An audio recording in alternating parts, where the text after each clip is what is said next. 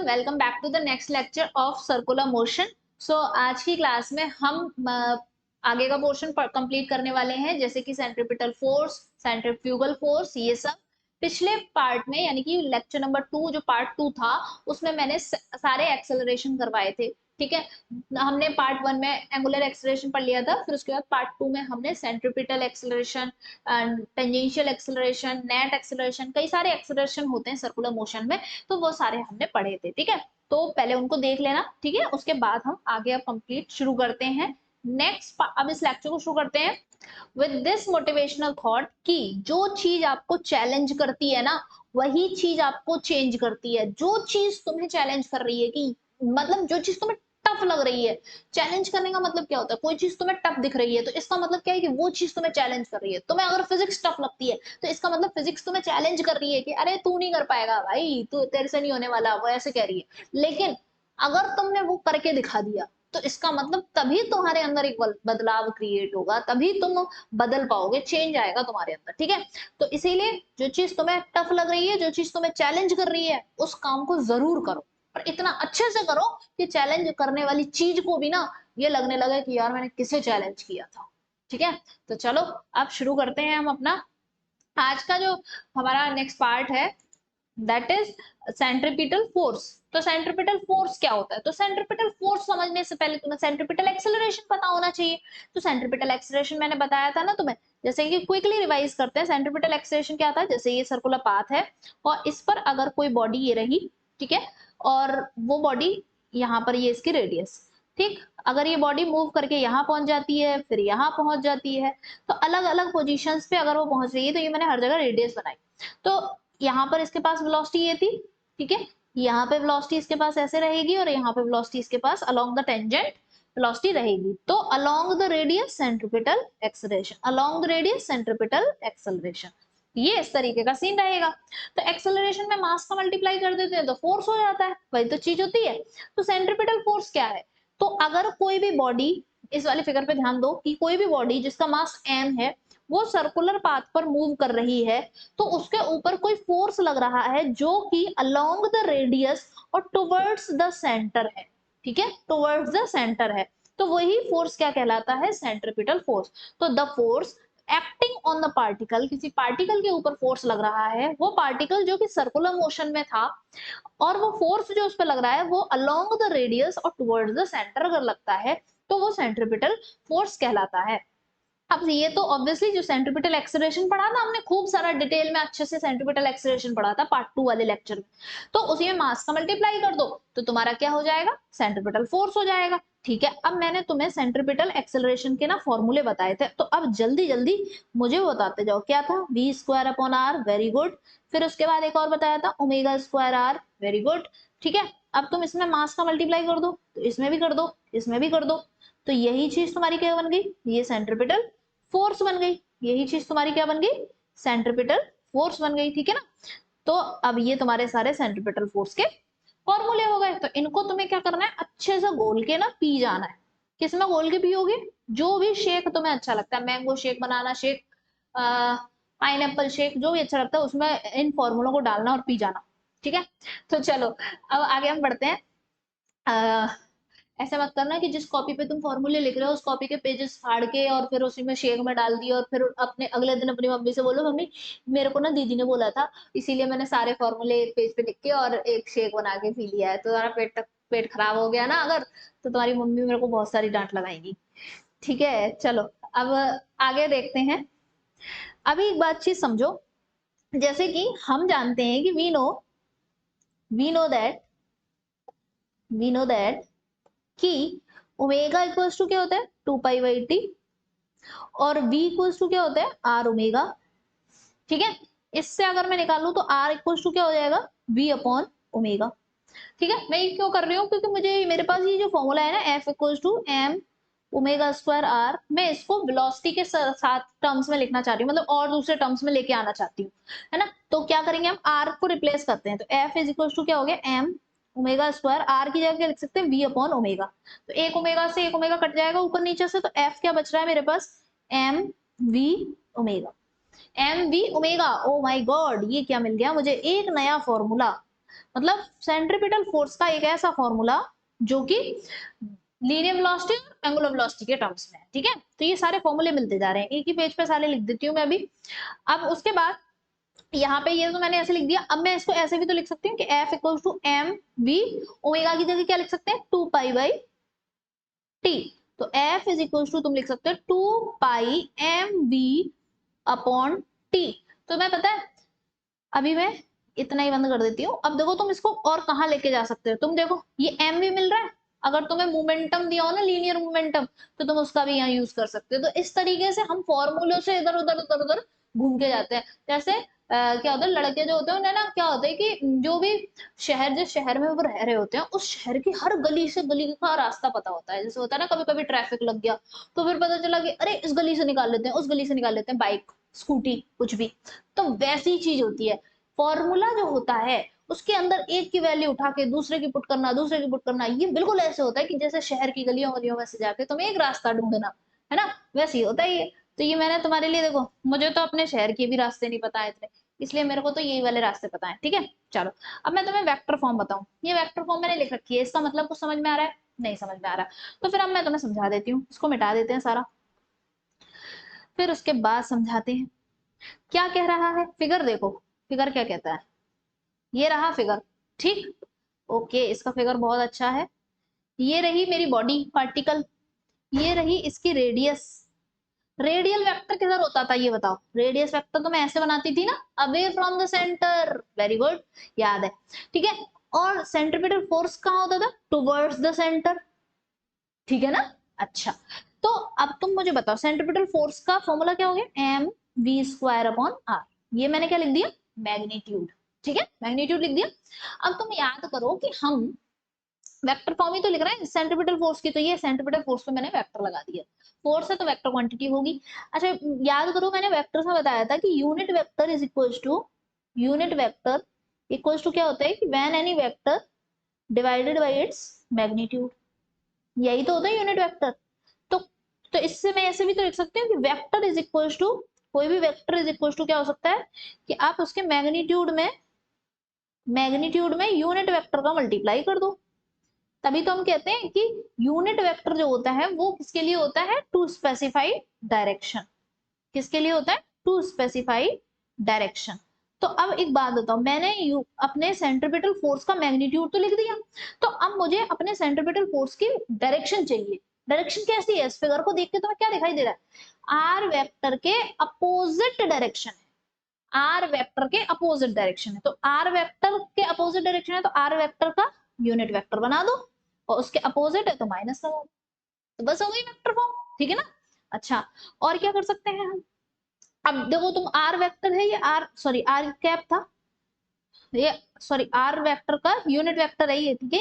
ये क्या are cap, क्या आर वेक्टर का यूनिट वेक्टर, तो आर कैप लगा दिए, तो इसको ऐसे भी तो लिख सकते हैं r vector upon magnitude of r, यानी कि रेडियस, ठीक है। तो अभी मैं इसको ऐसे भी तो लिख लू, लो minus m v square upon are, ठीक है, और उसके बाद यहाँ पे आर वेक्टर अपॉन आर, ठीक। तो इससे ये क्या हो जाएगा, माइनस एम वी स्क्वायर, तो ये इधर r vector upon r square. तो बस ये तो डिफरेंट डिफरेंट फॉर्म्स हैं जिसमें हम इसको लिख रहे हैं, ठीक है। लेकिन तुम्हें ये पता होना चाहिए कि आखिर ये वेक्टर फॉर्म जो लिखते हैं इसमें कभी कभी कैप पे लगा देते हैं, कभी वेक्टर, देखो अब तुम देख रहे हो कि मैंने जब आर कैप लिखा है तो नीचे सिर्फ आर है, और जब मैंने आर वेक्टर लिखा है तो नीचे आर स्क्वायर है।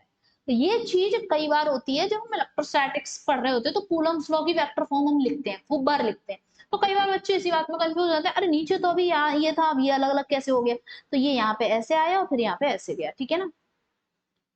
अब आई होप कि तुम्हें समझ में आ गया होगा कि मसला क्या था, नहीं मास क्या बोलते हैं यार, ये कुछ बोलते हैं ना, मसला क्या था, हम मसला ही वर्ड यूज करते हैं, पता नहीं है, मे बी मेरा वर्ड गलत हो सकता है, ठीक है। अब चलो, अब मैं तुम्हें बताती हूँ centripetal force in different different situation. अच्छा तुम्हें एक बात बताऊं, पहले तो कहानी सुनो मेरी, कि जैसे मैंने कहा कि सेंट्रीपिटल फोर्स है, तो पता है तुम्हें सेंट्रीपिटल फोर्स कोई अलग से फोर्स नहीं होता। सेंट्रीपिटल फोर्स ऐसे नहीं है कि, ये समझ लो कि, ऐसा समझो कि जैसे डॉक्टर है, डॉक्टर होता है, तो डॉक्टर कोई चीज नहीं होती अपने आप, मतलब कोई चीज नहीं होती, डॉक्टर बना जाता है, है ना। जैसे कि कोई लड़की है या फिर कोई लड़का है, वो पढ़ाई करे और वो वाली पढ़ाई करे जिससे डॉक्टर बनते हैं, मतलब वो वाली मेडिकल वाली पढ़ाई करे, तब जाके वो डॉक्टर बनता है ना। तो अगर कोई लड़का या लड़की या कोई भी हो, ट्रांसजेंडर कोई भी हो, ठीक है, कोई भी पर्सन मेडिकल वाली जब पढ़ाई करता है तो वो क्या कहलाने लगता है, डॉक्टर कहलाने लगता है। तो यानी कि ऐसा नहीं होता कि कोई बचपन से ही डॉक्टर बन के पैदा होता है, कभी नहीं होता ना। तो डॉक्टर बन के कोई पैदा नहीं होता, कोई भी इंसान होता है, वो पढ़ाई करता है फिर डॉक्टर बनता है, ठीक है। सेम वही चीज होती है कि सेंट्रीपिटल फोर्स कोई ऐसा फोर्स नहीं है कि सेंट्रीपिटल फोर्स ही पैदा हुआ है, ठीक है।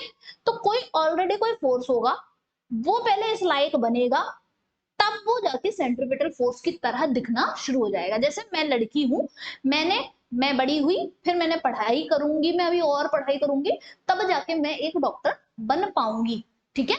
तो मतलब डॉक्टर बन पाने के लिए पहले मुझे कुछ काम करना पड़ेगा, कुछ चीजें पढ़नी पड़ेगी, अपने अंदर नॉलेज लेनी पड़ेगी, है ना, उस लायक बनना पड़ेगा ताकि मैं डॉक्टर बन पाऊं। सेम उसी तरीके से सेंट्रीपिटल फोर्स बनने के लिए किसी फोर्स को पहले उस लायक बनना पड़ेगा। अब ये इतनी बातें कैसे बताई हैं, अब देखो तुम सुनो।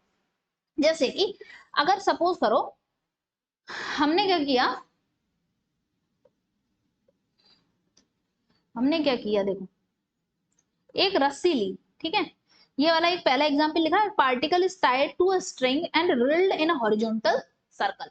एक पार्टिकल है, उसको हमने क्या किया, एक रस्सी में बांध दिया। जैसे ये पार्टिकल था ये, ठीक है, उससे एक रस्सी ये कनेक्ट कर दी, टेढ़ी हो गई रस्सी मेरी, ये रस्सी कनेक्ट कर दी, ठीक है। अभी अगर मैं इस पार्टी ऐसे करके रख दूं, ऐसे ये यूं, और फिर रस्सी ऐसे लंबी लंबी, ठीक है। तो अगर रस्सी पकड़ लूं मैं, यहाँ पर इस जगह पे मैं रस्सी को पकड़ लूं और फिर ऐसे लटकाऊं और ये नीचे कोई बॉल लटकी हो, तो रस्सी जो होगी वो खिंची खिंची सी हो जाएगी, और रस्सी में खिंचाव जब आ जाता है तो इसी को तो हम कहते हैं टेंशन आ गई है। तो कई बार लड़के तो ऐसे खूब करते हैं कि एक रस्सी में पत्थर बांधा और फिर दूसरे की पतंग काट रहे हैं। ऐसा तो तुम लोगों ने खूब किया होगा, है ना। तो अगर तुम वैसी ही चीज लो कि एक रस्सी लो, उसमें एक साइड में रस्सी धागा जो भी है उसमें किनारे पे पत्थर बांधो और फिर यूं यूं यूं करके घुमाओ, ऐसे ऐसे करके घुमाओ, ऐसे करके, या गोल गोल यूं नीचे ऐसे वाला, है ना, हॉरिजॉन्टल सर्कल में। तो घुमाओ, तो क्या किया तुमने, कि अब तुमने ये घुमाना शुरू किया, तो ये घुमाना शुरू किया तो फिर ये ऐसे गोल गोल गोल गोल घूमने लगा, सर्कल सा नहीं लग रहा है। ऐसे ही बनते हैं मेरे फिगर यार, क्या ही बताना।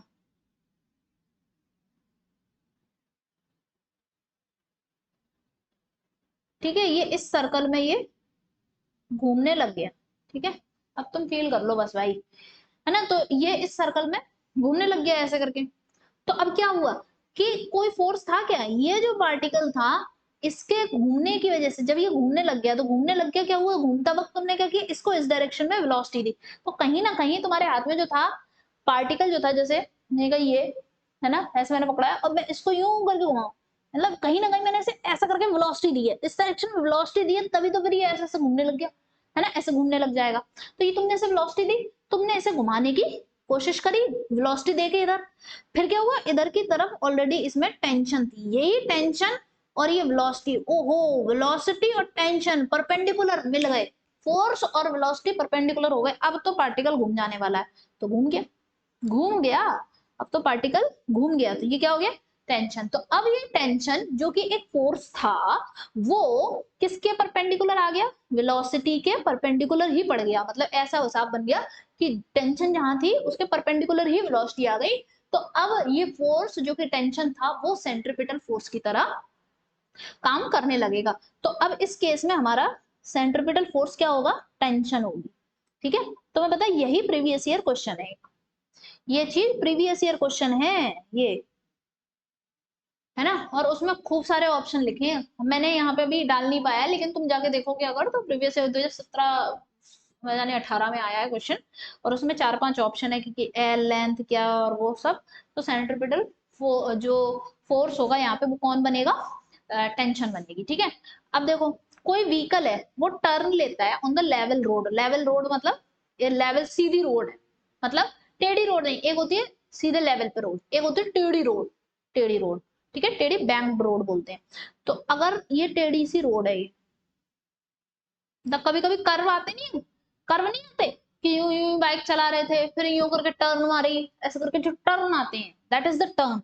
ठीक है, अगर उस टर्न पर कोई ये बाइक, सॉरी कुछ भी है यार, व्हीकल समझ लो, ठीक है, इस व्हीकल के पास ऐसा करके वेलोसिटी थी तो फिर इसने ऐसे करके टर्न मारा।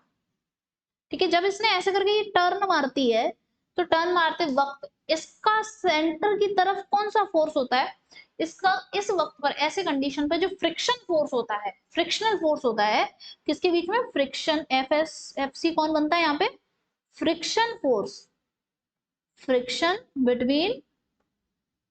बिटवीन व्हीकल एंड रोड,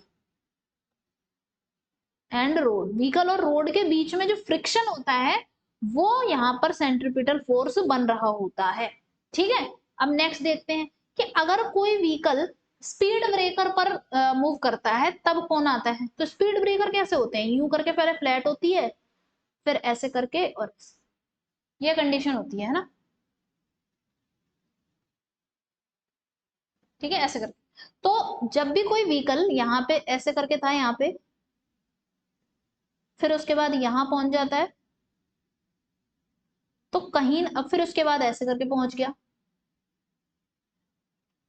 ठीक है, इस तरह से जाता है। तो फिर क्या होता है कि ऐसे केस में क्या होगा, तो मैंने यहाँ पे एक बात बोली थी कि जैसे सेंट्रीपिटल फोर्स, वो कोई भी फोर्स सेंट्रीपिटल फोर्स तभी बन पाएगा जब वो वेलोसिटी के परपेंडिकुलर हो रहा हो और जो सर्कुलर टर्न बने उस सर्कुलर टर्न में सेंटर की तरफ आ रहा हो, तो क्या हो रहा हो, कोई भी फोर्स जो है वो वेलोसिटी के परपेंडिकुलर हो और टुवर्ड्स द सेंटर हो, यही हो, टुवर्ड्स द सेंटर। तो ये दो चीजें अगर वो फुलफिल कर रहा है तो वो सेंट्रीपिटल फोर्स बन जाएगा। ठीक है, अब देखो इसमें कोई व्हीकल जब इस तरह से स्पीड ब्रेकर पे जा रहा है तो फिर क्या होगा, तो कहीं ना कहीं ये सर्कुलर पार्ट नहीं बनता है, देखो ये देखो ऐसे करके ये सर्कल है, तो इसका मतलब सर्कल का सेंटर इधर है, तो सर्कल का सेंटर इधर है तो इधर की तरफ ही तो इसका एम जी लगेगा, देखो ये एम जी लग रहा है ना, और इस तरफ ये एम जी इधर लगेगा, तो ये सेंटर की तरफ यहाँ पर अगर मैंने कहा कि ये एम जी है तो यहाँ अगर मैं ये थीटा ले लूं तो ये एम जी कॉस थीटा, तो यानी कि हमारे पास ऐसे केस में जब भी कोई व्हीकल स्पीड ब्रेकर के ऊपर से गुजरता है तो यहाँ पे उसका सेंट्रीपिटल फोर्स कौन बनता है, वेट वेट वेट यानी कि mg, ठीक है, वेट और कंपोनेंट ऑफ वेट,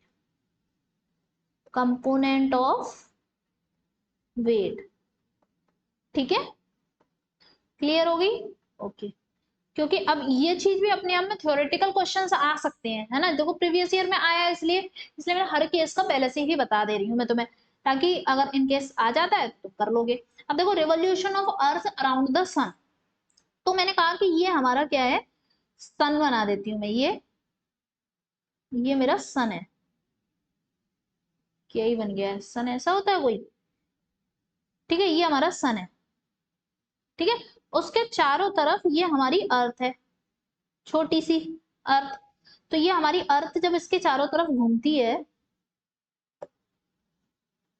तो वैसे तो एलिप्टिकल ऑर्बिट्स होती हैं, क्या होती हैं, एलिप्टिकल ऑर्बिट्स होती हैं, लेकिन जब भी हम ग्रेविटेशनल फोर्स पढ़ते हैं ना, तो ग्रेविटेशनल फोर्स में हम ये मान के चलते हैं कि हमारी अर्थ जो है वो सर्कुलर ऑर्बिट पे मूव कर रही है, बट ओरिजिनली क्या होता है, कैसी ऑर्बिट्स होती हैं, इलेप्टिकल ऑर्बिट्स, ठीक है, ये थोड़ा कम सर्कल टाइप लग रहा है लेकिन सर्कल है, ठीक है।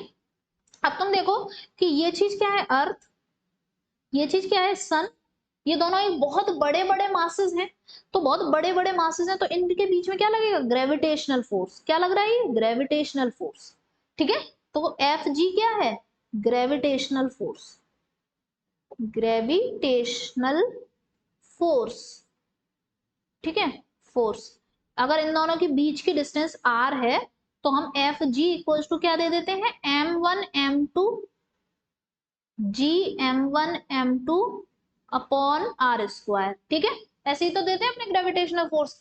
तो अब तुम देखो अर्थ घूम रही है ना, सन थोड़ी घूम रहा है, अर्थ घूम रही है, अर्थ गोल गोल घूम रही है, तो अर्थ के ऊपर अब अर्थ घूम रही है तो अर्थ के पास ये वेलोसिटी इधर होगी, ठीक है, और सेंटर की तरफ ही वेलोसिटी के परपेंडिकुलर ही फोर्स मिल गया। ओहो, मिल गया, अब तो मजे आ गए। यानी कि ग्रेविटेशनल फोर्स ही मेरा सेंट्रीपिटल फोर्स का रूप रख लेगा, ठीक है। तो यहाँ पर क्या होगा, gravitational force between the sun and earth will be the centripetal force, ठीक है। अगर कोई revolution of electrons around the nucleus of और ऑफ एटम, जैसे कि वही बात है कि यहाँ पे ये सेंटर में क्या है, ये न्यूक्लियस है, ठीक है, न्यूक्लियस, और फिर उसके चारों तरफ क्या है, यहाँ पे हमारा इलेक्ट्रॉन मूव कर रहा है। तो अब ये देखो कि इलेक्ट्रॉन और न्यूक्लियस के बीच में कौन से फोर्स लगते हैं, बताओ। थोड़ा बहुत अगर तुमने 12th पास करके आए होगे तो पता होगा तुम्हें कौन से फोर्स लगते हैं। ये अगर रेडियस है यहाँ पे, ये इलेक्ट्रोस्टैटिक फोर्स, तो कौन सा लगेगा, इलेक्ट्रोस्टैटिक फोर्स, स्टैटिक फोर्स, ठीक है। तो इलेक्ट्रोस्टैटिक फोर्स, अगर मैं इस पे चार्ज Q1 बोल दूं और इस पे चार्ज Q2 बोल दूं, तो इलेक्ट्रोस्टैटिक फोर्स क्या हो जाएगा, KQ1 Q2 upon r square, और यही मेरा क्या बन जाएगा, सेंट्रीपिटल फोर्स बन जाएगा, ठीक है। क्लियर है इतनी बात। तो revolution of electrons around the nucleus of the atom के केस में हमारा इलेक्ट्रोस्टैटिक फोर्स ही हमारा सेंट्रीपिटल फोर्स होता है, ठीक है। अच्छा, अब बात करते हैं in case of non uniform circular motion. तो नॉन यूनिफॉर्म सर्कुलर मोशन के केस में क्या होता है, सेंट्रीपिटल फोर्स समझ गए, F C equal to m v square upon are और m omega square r. Tangential force, अब नॉन यूनिफॉर्म सर्कुलर मोशन जब था तो स्पीड चेंज होती थी, बताया ना, स्पीड चेंज होती है। स्पीड किसकी वजह से चेंज हो रही थी, टेंजेंशियल एक्सेलरेशन की वजह से। टेंजेंशियल एक्सेलरेशन में मास का मल्टीप्लाई कर दोगे तो टेंजेंशियल फोर्स बन जाएगा, तो टेंजेंशियल एक्सेलरेशन में मास का मल्टीप्लाई कर दिया, तो नेट फोर्स क्या हो जाएगा, जैसे नेट एक्सेलरेशन निकाल लेते वैसे फोर्स निकाल लेंगे, ठीक है, सिंपल सी बात है। ये कुछ स्टेटमेंट लिखे हैं, क्या है ये स्टेटमेंट, कि work done by the centripetal force is always zero. क्या है कि work done by, work done, पहली क्या चीज, work done by centripetal force क्या होता है, हमेशा जीरो होता है। क्यों, क्यों, it is perpendicular to the velocity and displacement. ये हमेशा वेलोसिटी और डिस्प्लेसमेंट के क्या होता है, परपेंडिकुलर होता है, इसलिए क्योंकि अब तुम देखो, तुमने क्या पढ़ा, वर्क का फॉर्मूला क्या होता है, एफ डॉट एस, यानी कि F S cos theta, S क्या है, डिस्प्लेसमेंट, तो परपेंडिकुलर होता है तो एफ एस कॉस 90 लिखेंगे, कॉस 90 की वैल्यू क्या होती है, जीरो, तो फिर जीरो, इसलिए वर्क डन क्या होता है, जीरो होता है। तो अब हम जब वर्क एनर्जी थ्योरम लगाएंगे, जो हमने वर्क एनर्जी पावर में मैंने पढ़ाई थी, तो वर्क एनर्जी पावर में W equal to change in kinetic energy होता है, तो वर्क क्या है, जीरो है, तो चेंज इन काइनेटिक एनर्जी क्या होगा, जीरो होगा। तो जब change in kinetic energy zero है तो फिर काइनेटिक एनर्जी कांस्टेंट रहेगी, मतलब इसका मतलब क्या है कि kinetic energy final minus kinetic energy initial, ये चीज क्या है, kinetic energy final minus kinetic energy initial. तो फाइनल में से इनिशियल को माइनस करने के बाद आंसर जीरो आ रहा है, तो इसका मतलब क्या है, इसका मतलब ये है कि काइनेटिक एनर्जी फाइनल वाली ही तो काइनेटिक एनर्जी इनिशियल के बराबर है, तभी तो हम कह रहे हैं कि कांस्टेंट है, ठीक है। तो काइनेटिक एनर्जी कांस्टेंट रहेगी, इसीलिए और भी देख लो तुम, इसीलिए तो हम कहते हैं कि इसलिए सर्कुलर मोशन के केस में हमारा क्या होता है, काइनेटिक एनर्जी कांस्टेंट रहती है, ठीक है। पावर की बात करें तो पावर का फॉर्मूला क्या होता है, एफ डॉट बी, ये सारे फॉर्मूले जो है मैंने तुम्हें वर्क एनर्जी पावर में पढ़ाए थे, ठीक है। एफ डॉट बी यानी कि फोर्स का वेलोसिटी के साथ क्या करेंगे हम, डॉट प्रोडक्ट। तो हमने देखा कि हमारा फोर्स तो वेलोसिटी के परपेंडिकुलर होता ही है, सर्कुलर पाथ है, वेलोसिटी इधर होती है, फोर्स इधर होता है, ठीक है, परपेंडिकुलर होता है, तो cos थीटा लिखेंगे, एफ डॉट बी को एफ बी cos थीटा लिखेंगे। फोर्स और वेलोसिटी परपेंडिकुलर होते हैं तो cos थीटा यानी कि cos 90, तो ये चीज जीरो हो जाएगी, तो power will be zero, because f c is due to f c is perpendicular to velocity, ऐसे लिखना चाहिए, f c is perpendicular to velocity, ठीक है। मतलब फोर्स की वजह से जो पावर है, फोर्स सही लिखा था मैंने पहले, power due to f c will be zero, ठीक है, विल बी जीरो, ठीक है, विल बी जीरो। चलो नेक्स्ट पार्ट देखते हैं, सेंट्रीफ्यूगल फोर्स। सेंट्रीफ्यूगल फोर्स क्या होता है, तो इट इज द फोर्स, अब एक बात बताऊं मैं तुम्हें, मैंने तुम्हें पहले क्या बताया था, सेंट्रीपीटल फोर्स, सेंट्रीपीटल, सेंटर प्यारा, सेंट्रीपीटल सेंटर प्यारा, मतलब सेंटर की तरफ ही तो होता है, सेंटर प्यारा है, किसी को कोई चीज प्यारी होती है तो वो उसी की तरफ ही देखता रहता है, ठीक है। तो मतलब स्टॉक करता रहता है ना उसी को, किसी को कोई चीज पसंद है तो उसी को स्टॉक करता रहेगा, उसी को देखता ही रहेगा, देखता ही रहेगा, ठीक है। तो सेंट्रीपिटल फोर्स को, सेंट्रीपिटल फोर्स को ना उसके नाम में ही दिखा है कि उसे सेंटर प्यारा, ठीक है, इसीलिए वो सेंटर की तरफ ही होता है। सेंट्रीफ्यूगल फोर्स के बारे में कुछ खास बातें समझते हैं। सेंट्रीफ्यूगल फोर्स क्या होता है, तो इसमें देखो पकड़ो, सेंट्रीफ्यूगल, सेंट्रीफ्यूगल, फ्यूगल को कैसे याद कर सकते हो, ऐसे कहते हैं ना, मतलब देखो बहुत ही देसी टाइप की ट्रिक बता रही हूँ याद रखने के लिए। तो फ्यूगल मतलब ऐसे जब जान, कैसे कहते हैं ना, फुर फुर करके उड़ जाना, तो फुर फुर करके उड़ते हैं ना, तो उड़ते हैं तो दूर ही तो चले जाते हैं, है ना। तो अवे फ्रॉम द सेंटर होती है, ये सेंटर से फुर करके उड़ गया, ठीक है। तो it is the force which acts along the radius, obviously along the radius he act करेगा, ठीक है। आउटवर्ड, सारी खेल कहाँ का है, ये outward, outward away from the centre, यानी कि अवे फ्रॉम द सेंटर किसी भी पार्टिकल पे एक्ट करेगा, ठीक है। जो पार्टिकल सर्कुलर मोशन कर रही होगी उसके ऊपर।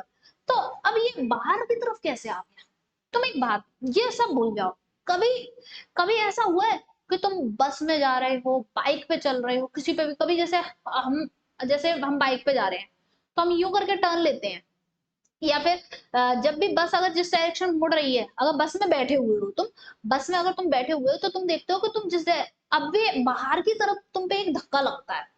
तुम कभी भी ऐसे देखना कि कभी भी हम टर्न ले रहे हैं, तो जब भी हम टर्न लेते हैं तो हमारे ऊपर एक बाहर की तरफ एक धक्का सा लगता है, तो दैट इज द, जो धक्का सा बाहर लगता है, that is the SIDO force, ठीक है। मोशन डायमेंशन में मैंने तुम्हें बताया था कि जो भी एक्सेलरेटेड एक्सेलरेटेड फ्रेम होते हैं, एक्सेलरेटेड फ्रेम यानी कि एक्सेलरेटेड बॉडीज जो भी रहेंगी, तो उनपे क्या लगता है, उनके केस में हम सीडो फोर्स का कॉन्सेप्ट पढ़ते हैं।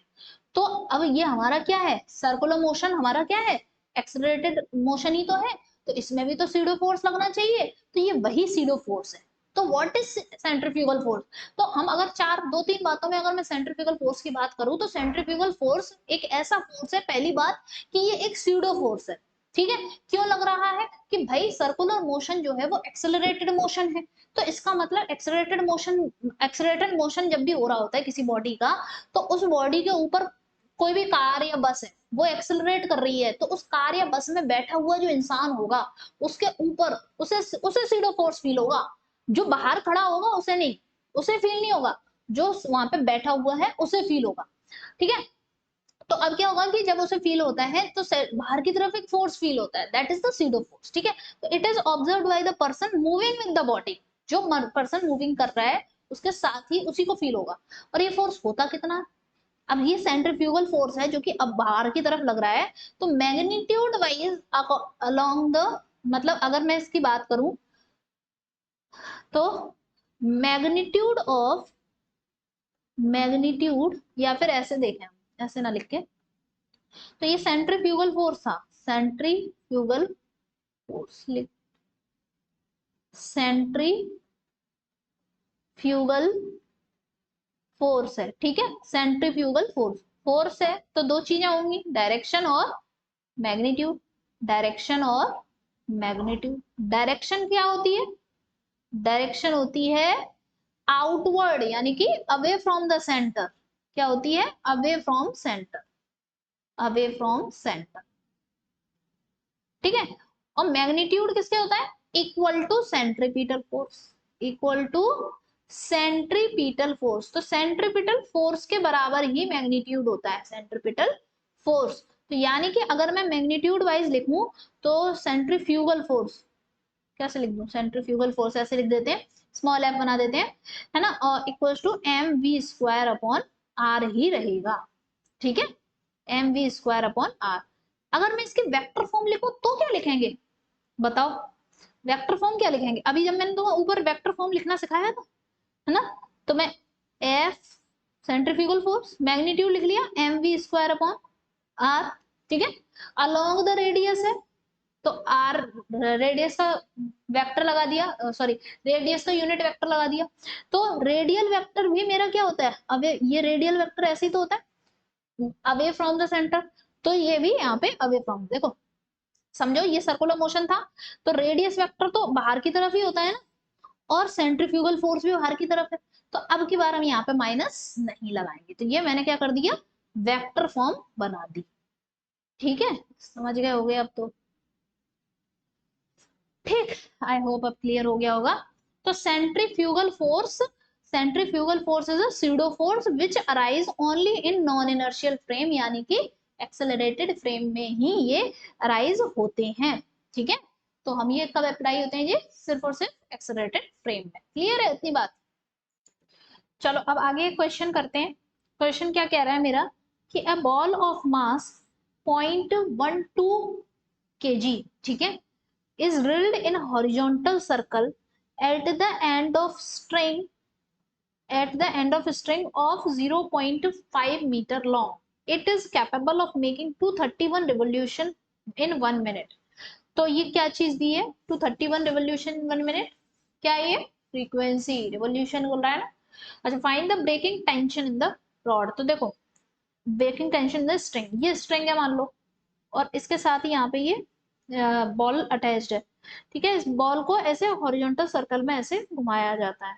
ठीक है, इस हॉरिजॉन्टल सर्कल में घुमाया जाता है, तो स्ट्रिंग की लेंथ जो है वो 0.5 मीटर है, और ये जो रिवोल्यूशन दिया है, तो ये क्या दिया हुआ है, फ्रीक्वेंसी है, तो ये क्या दिया, 231 रिवोल्यूशन पर मिनट फ्रीक्वेंसी दे रखी है, पर मुझे चाहिए पड़ेगा ओमेगा। ठीक है, तो क्या कर देंगे, 231 मल्टीप्लाई 2 पाई अपॉन 60, क्योंकि पर मिनट है, तो ये आ जाएगा मेरा रेडियन पर सेकेंड में। ठीक है, इसकी जरूरत पड़ेगी।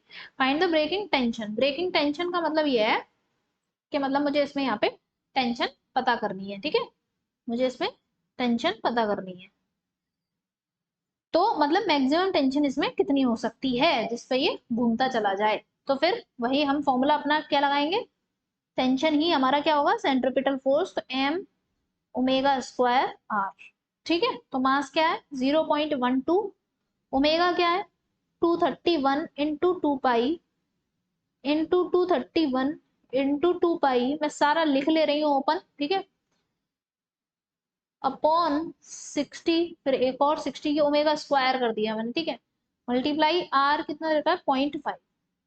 अब इसको जरा सॉल्व करते हैं। देखो अगर तुम ये वाले 2 पॉइंट और ये वाले 1 पॉइंट हटाओगे, तो फिर यहाँ पे 10⁻³ लिख सकते हो। ठीक है, मैंने हटा दिया अभी पॉइंट्स। फिर उसके बाद अगर ये वाले पॉइंट और ये वाले पॉइंट हटा दो, तो ये भी 10⁻² लिख सकते हो। मैंने जीरो का काम ही खत्म कर दिया। अब बात करते हैं, इस 6 से इस 12 को काटेंगे तो ये 2 बार कट जाएगा, है ना। और हम क्या कर सकते हैं, देखो अगर देखो अगर तुम देखो कि ये 231 है, तो ये 231 जो है वो 3 के मल्टीपल में इससे कट जाएगा, यानी कि अगर मैं इसको 3 से काट दूं तो ये 2 बार कटेगा, और इसको काटू तो ये 7, और फिर ये 7 बार कट गया। ठीक है, और इस वाले 2 से ये 2 कैंसिल हो गया। ओके, तो मैं आप पता है, अगर मैं इस पाई को, ये जो पाई है, इसको 22/7 लिख दूं, तो क्यों लिख रही हूँ, क्योंकि 77 दिखाई दे रहा है मुझे, इसलिए क्या दिखाई दे रहा है, 22/7 लिख दें अगर हम पाई को। ठीक है, 22/7, तो हम क्या कर सकते हैं, देखो 7 से हम 77 को 11 बार काट देंगे। ठीक है, इस 7 से हम इस 231 को भी काट सकते हैं, कितनी बार, 21 बार गया तो 3 बार, फिर एक और बार 21 बचा तो वो एक और 3। ठीक है, तो ये चीज हो गई, नीचे से सारा काम खत्म हो चुका। अब तो काटने पीटने का काम खत्म हो गया। अब बचता क्या है मेरे पास, देखो 11 बचा, फिर ये 2 बच रहा है, ये 11 इसकी वजह से जो आया था, फिर ये वाला 2 है, फिर ये 33 है। ठीक है, मल्टीप्लाई 33, फिर एक और 2 है, फिर 5 लिखा है ना, फिर 10⁻, ये -5 हो जाएगा, इंटू 22 इंटू 22। बहुत लंबा सा आ गया, कुछ नहीं है। अब तो मैं बस इतना, इनका तो मल्टीप्लाई करना ही पड़ेगा, मतलब एकदम से सारी चीजें तो आसान आसान सी नहीं हो जाती। इतनी चीज का तुम मल्टीप्लाई अगर कर लो, ये देखो ये 2 और 2 इनका मल्टीप्लाई करेंगे 4, और ये 5, या फिर ऐसे ही लिख सकते हैं 4 5 जो 20 लिख देती हूँ मैं एक बार में। ठीक है, 10⁻⁻5। इसको अगर तुम सॉल्व करते हो तो फिर आंसर फाइनली जो आता है, मैं एक बार वो लिख देती हूँ, बस तुम्हें मल्टीप्लाई करना है। तो इसका आंसर 35.1 न्यूटन है। ठीक है, तो मल्टीप्लाई कर लेना, बस इतने पार्ट का तुम्हें मल्टीप्लाई करना है। ठीक है, चलो आगे बढ़ते हैं। एक क्वेश्चन है कि एक ग्रामोफोन है, उसमें एक डिस्क लगी हुई है, वो रोटेट करती है 60 आरपीएम। आरपीएम का मतलब भी रिवॉल्यूशन पर मिनट ही होता है। ये नहीं सोचना कि आरपीएम है तो ये रेडियन पर मिनट भी तो हो सकता है, नहीं, रेडियन पर मिनट जब होगा ना तो रेडियन पर मिनट लिखा होगा साफ, ठीक है। ये क्या है, रिवॉल्यूशन पर मिनट है, रिवॉल्यूशन पर मिनट है, मतलब फ्रीक्वेंसी के लिए है ये। उसके बाद क्या कर रहा है कि मास 18 ग्राम दे रखा है, डिस्टेंस मतलब ऐसा समझ लो कि कोई डिस्क है ये, उस डिस्क का ये सेंटर है, उस डिस्क में ये 8 सेंटीमीटर दूर, 8 सेंटीमीटर दूर एक कॉइन रखा है। क्या है ये, कॉइन, ठीक है। और ये जो डिस्क है वो रोटेट कर रही है, उसका ओमेगा जो है that is the 60 into 2 pi upon 60, ये ओमेगा है। टू मुझे दे रखा था ना 60, तो 60 लिख दिया, 2 पाई का मल्टीप्लाई मुझे इसलिए करना पड़ रहा है क्योंकि ओमेगा में कन्वर्ट करना है और पर मिनट है, इसलिए मैंने 60 का डिवाइड किया है, ठीक है। तो मुझे ओमेगा मिल गया, रेडियस मिल गई, मास है ही, मेरे को सेंट्रीफ्यूगल फोर्स पूछ रहा है। तो सेंट्रीफ्यूगल फोर्स जो होता है, सेंट्रीफ्यूगल फोर्स वो भी तो हमारे उसी के बराबर होता है, सेंट्री magnitude of centripetal force m omega square r, ठीक है। एम क्या है, 18 इंटू 10⁻³ इंटू ओमेगा, 60 से देखो 60 कैंसिल हो गए, 2 पाई, तो यानी कि 4 pi square into r, 8 into 10⁻², तो हो गया 18 और 4, 8 4 जा 32 इंटू 10⁻⁻5 इंटू पाई स्क्वायर, ठीक है। तो अब इसको सॉल्व करना है, पाई स्क्वायर को तुम 10 लिख सकते हो अप्रोक्स मानने के लिए, ठीक है। तो 180 कर देती हूँ मैं सीधा, 32 इंटू 10⁻⁵। अब इसको मल्टीप्लाई कर लेना, बस मल्टीप्लाई का काम है तुम्हारा, मल्टीप्लाई तो हर ही लोग।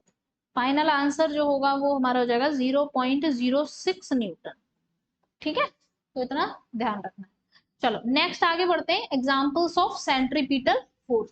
सेंट्रीपिटल फोर्स हमारा डेली लाइफ में कहाँ कहाँ लगता है वो सारे एग्जांपल्स हम देखेंगे। जैसे कि सर्कुलर टर्निंग ऑफ रोड्स, मतलब जहां पे रोड्स पे हमारी टर्निंग आ रही होती है वो वाले केस में देखेंगे। तो जैसे अगर कभी भी टर्न होता है ना रोड पे, ऐसे करके, ये कोई रोड है, वैसे तो नॉर्मली रोड सीधा सीधा होता है, पर कभी कभी टर्न भी तो होते हैं, यूं करके टर्न होते हैं। तो जो टर्न होते हैं वहां पर टर्न होते हैं, इसका मतलब सर्कुलर पार्ट आ गया, सर्कुलर मोशन आ गया, जैसे ही टर्न आया वैसे ही सर्कुलर मोशन आ गया। तो अब सर्कुलर मोशन आ गया तो फिर सेंट्रीपिटल फोर्स भी की भी जरूरत पड़ेगी। अगर सेंट्रीपिटल फोर्स नहीं होगा तो फिर गाड़ी है, बाइक है, वो घूमेगी कैसे सर्कुलर पाथ पे, ठीक है। तो नेसेसरी सेंट्रीपिटल फोर्स कौन देता है उस व्हीकल को फिर, तो हमारे पास 3 कंडीशन होती है, या तो फ्रिक्शन दे, या फिर बैंकिंग ऑफ रोड्स करें। तुमने कई बार देखा होगा कि रोड्स जो होती है वो टेढ़ी टेढ़ी कर दी जाती है। कभी भी अगर तुम लोगों ने एक्सप्रेस वेज जो होती है उन पे मूव किया हो, मतलब उन पे अगर बस से कार से कभी गए हो, तो तुमने देखा होगा कि जब हम एक्सप्रेस वे से उतर रहे होते हैं ना, तो एक्सप्रेस वे से जब हम उतर रहे होते हैं तो ऐसे ऐसे ऐसे ऐसे गोल गोल गोल गोल गोल गोल करके उतारता है, घुमाते हुए घुमाते हुए घुमाते हुए, है ना। तो घुमाते हैं तो इसका मतलब सर्कुलर टर्न आ रहा है, सर्कुलर मोशन आ रहा है। तो जब भी तुम वो घूमते हुए से होते हैं तो वो देखना रोड रोड ऐसे सीधे नहीं घूम रहे होते हैं, वो थोड़े से टिल्टेड होते हैं, वो थोड़े टेढ़े होते हैं, मतलब सीधा ऐसा सीधा रोड नहीं होगा, थोड़े से टेढ़ा सा होगा, ठीक है। तो वो टेढ़ा होना ही बैंकिंग ऑफ रोड्स कहलाता है, ठीक है। और फिर फ्रिक्शन और बैंकिंग ऑफ रोड दोनों ही मिला के किस तरह से हमारा सेंट्रीपिटल फोर्स बना रहे हैं वो बताएंगे, ठीक है। तो पहले हम देखते हैं, ये एक फिगर से समझो, ये मैंने जो फिगर है वो लिया है उसे देखो। तो ये जो रोड दिखाई गई है, इस नॉर्मल रोड पे ये क्या है, सीधी रोड है, ठीक है। तो सीधी रोड है तो नीचे की तरफ हमारा mg लग जाता है, ऊपर की तरफ नॉर्मल। तो इतना नॉर्मल ये फोर्सेस हमारे नॉर्मली रहते हैं जब सीधी रोड होती है। लेकिन जब भी ऐसे टर्न वाली रोड आती है, टर्न वाली रोड आती है तो क्या होता है, mg तो लगता ही है अपना नीचे, ठीक है, mg लग गया, ऊपर की तरफ हमारा नॉर्मल लगता है। लेकिन टर्न होने की वजह से, अब एक बात तो इस साइड टर्न है तो ये सर्कुलर पाथ बन रहा है, तो सर्कुलर पाथ बनना है तो सेंटर की तरफ भी तो कोई फोर्स होना चाहिए, जो सेंट्रीपिटल फोर्स बन के आए, तभी तो ये मूव कर पाएगी सर्कुलर पाथ पे। तो इसके लिए यहाँ पर ऐसे केस में कौन आता है, फ्रिक्शन। जब भी ये क्या है, हॉरिजॉन्टल लेवल पर ही, मतलब हॉरिजॉन्टल लेवल, जैसे तुम्हारी कॉपी है वो बिल्कुल एक हॉरिजॉन्टल लेवल पे ही होगी, तो उस पे तुम अगर ऐसे करके ड्रॉ कर लो, उस पे अगर तुम ये इस तरह ड्रॉ कर लो, तो वो ये जो टर्न्स बनाए, ये जो कर्व बनाया, ये मैंने क्या, ये हॉरिजॉन्टल कर्व्स है, ठीक है। अभी इतना समझो। अभी यही चीज मैं तुम्हें अब इसकी कैलकुलेशन करके देखते हैं। देखो, by friction between car and road, ठीक है, कार और रोड के बीच में क्या हो रहा है, सिर्फ फ्रिक्शन है। तो ये जो मेरे क्या है, ये क्या है, हॉरिजॉन्टल, हॉरिजॉन्टल कर्व है, ठीक है, हॉरिजॉन्टल ही है। अब ये हॉरिजॉन्टल है तो मैंने इस पे कार बनाई, ये कार, ये कार तो कम, मोमोज का ठेला ज्यादा लग रहा है ठीक है, अब तुम समझ लो भाई, अभी हमारी कार वाली वो नहीं है, सिर्फ इसी से ही समझ लेते हैं, इसका मास एम है, ठीक है। तो अगर ये मोमोज का ठेला जो है वो अगर सर्कुलर पाथ पे मूव करेगा, तो इधर की तरफ इसका सर्कुलर पाथ क्या बन जाएगा, यही तो इसका सर्कुलर पाथ बनेगा, ऐसे करके सर्कुलर बना दिया मैंने। तो इसकी रेडियस होगी, इसके हाइट के अलोंग हमारा क्या आना चाहिए, फोर्स होना चाहिए, that force should be friction force आता है यहाँ पे, ठीक है। अच्छा, तो इधर नीचे की तरफ हमारा ये mg लगता है, mg लगाने की हमारी कोई जरूरत नहीं है सर, इससे बाहर की तरफ, from away from the centre कौन सा फोर्स लगता है, mv स्क्वायर अपॉन आर, यानी कि सेंट्रीफ्यूगल फोर्स, ठीक है, सेंट्रीफ्यूगल फोर्स। तो मतलब जब भी कोई बॉडी एक्सलेट कर रही है तो उस पे बाहर की तरफ क्या लग रहा है, इस पे ये सेंट्रीफ्यूगल फोर्स, जो कि स्यूडो फोर्स है, इसके ऊपर बाहर की तरफ लग रहा है, ठीक है। तो ये चीजें क्या होनी चाहिए, हमारी बैलेंस कर जानी चाहिए, यानी कि हमारा जो फ्रिक्शन है, यानी हमारा जो फ्रिक्शन है वो शुड बी मोर देन, या तो मोर देन हो या फिर बराबर, कम से कम बराबर तो, कम ना हो। अगर ये कम पड़ गया, फ्रिक्शन कम पड़ गया और ये चीज ज्यादा हो गई, ये चीज कब ज्यादा हो सकती है, कब ज्यादा हो सकती है, तो वेलोसिटी ज्यादा हो जाए। अगर तुम सर्कुलर टर्न पे तेजी से, अगर सर्कुलर, तभी तो कहते हैं ना, जब टर्न ले रहे हो तो अपनी गाड़ी की, बाइक की स्पीड कम कर लो, कहते हैं, कहते हैं कि नहीं कहते, कि तुम खुद देखो, तुम सीधे रोड पे तुम खूब तेज अपनी स्कूटी या बाइक भगाए जा रहे हो, भगाए जा रहे हो, और जैसे सर्कुलर टर्न आता है तो तुम थोड़ी सी धीमी करके फिर यूं करके घुमाते हो, क्यों करते हो, क्यों करते हो, तुम वेलोसिटी कम करोगे तो सेंट्रीफ्यूगल फोर्स कम हो जाएगा, क्योंकि भाई फ्रिक्शन तो एक लिमिट तक ही तो हो पाएगा ना, फ्रिक्शन भी मैंने तुम्हें समझाया था, लिमिटिंग फ्रिक्शन वगैरह, है ना, एक लिमिट तक ही तो फ्रिक्शन अपनी चीजें, अपने फ्रिक्शन का इफेक्ट आ सकता है, उसके बाद तो काइनेटिक फ्रिक्शन वर्क करने लगेगा, ठीक है। तो एटलीस्ट हमारी जो वेलोसिटी है या फिर हमारा जो सेंट्रीफ्यूगल फोर्स है उससे ज्यादा रहना चाहिए या फिर बराबर रहना चाहिए, तो हमारा सर्कुलर टर्न हो जाएगा, ठीक है। तो यहाँ पे नीचे नॉर्मली mg तो लग ही रहा होगा इस पे, और ऊपर की तरफ नॉर्मल लग रहा होगा। फ्रिक्शन क्या होता है, friction is equal to mu n होता है ना, म्यू एन, और हमारा एन इस केस में क्या है, mg के बराबर, तो म्यू mg, ठीक है। तो मैं ऐसे लिख सकती हूँ, mu mg is more than equals to mv square upon r, yes बिल्कुल सही बात है। तो m से m कैंसिल हो गया, तो mu g should be more than equals to v square upon r. तो अगर यहाँ से कोई कभी फ्रिक्शन म्यू की वैल्यू पूछ ले, तो तुम क्या कह दोगे कि mu should be more than equals to v square upon r g. तो अगर कभी ऐसे केस में फ्रिक्शन, रिफ्रैक्टिव इंडेक्स नहीं, कोफिशिएंट ऑफ फ्रिक्शन की वैल्यू पूछ ले, तो तुम ऐसे निकाल दोगे। अगर मैं कहूँ, जैसे मैंने तुम्हें ये बताया अभी अभी कि सीधी सीधी रोड पे तो हम खूब बाइक तेज तेज भगाते जाते हैं, फिर उसके बाद जैसे सर्कुलर टर्न आता है तो हल्की सी स्पीड कम करते हैं और फिर टर्न लेते हैं। तो इसका मतलब क्या है कि एक तो फिर तुम्हारे मन में ये आ रहा होगा कि जो बच्चे बाइक वाइक चलाते होंगे ना, वही सोच रहे होंगे, दीदी आप एक सेफेस्ट वेलोसिटी बता दो, सेफेस्ट स्पीड बता दो, उतने से हम टर्न मार लें, तो ताकि हम स्लिप ना करें, ठीक है। तो तो maximum maximum safe velocity, safe velocity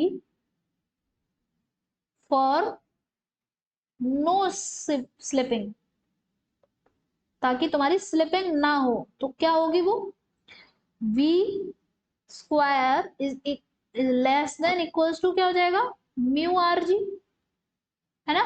तो मैं क्या लिख सकती हूँ कि v is equals to under root mu r g. तो ये मेरी क्या होनी चाहिए, इतनी वेलोसिटी तुम्हारी होनी चाहिए, और या तो इससे कम रखो या फिर इसके बराबर रखो, इससे ज्यादा कभी मत कर देना, ठीक है। इससे ज्यादा मत करना, नहीं तो तुम फिसल जाओगे, और फिर तुम फिसल गए तो फिर चोट लग जाएगी तुम्हारे, और तुम्हारे चोट नहीं लगनी चाहिए। देखो तुम्हें नीट का पेपर देना है ना, जब तक नीट का पेपर नहीं हो रहा है तब तक बच्चों अपना ख्याल रखना, है ना, ख्याल बहुत रखना जरूरी है, ठीक है। चलो अब आ जाओ क्वेश्चन करने। क्वेश्चन क्या कह रहा है, determine the maximum speed at which a car can turn round curve of radius 30 metre. तो देखो अब तुम्हें रेडियस दे रखी है r 30 मीटर, मैक्सिमम स्पीड तुम्हें बतानी है। लेवल रोड का मतलब वही है, हॉरिजॉन्टल रोड है, अभी बैंकिंग नहीं हुई है, बैंकिंग का मतलब टेढ़ी टेढ़ी रोड नहीं करी गई है। If the coefficient of friction between the tyres is ये, ठीक है, तो म्यू तुम्हें दे रखा है क्या 0.4। तो तुमसे वेलोसिटी पूछी है तो v is equal to under root mu r g. तो अंडर रूट म्यू क्या है 0.4, आर क्या है 30, जी क्या है 10, ठीक है। तो जी इसके 10 से इसका पॉइंट चला जाएगा, ठीक है। तो 4 तिया 12, 120 हो गया अंडर रूट 120।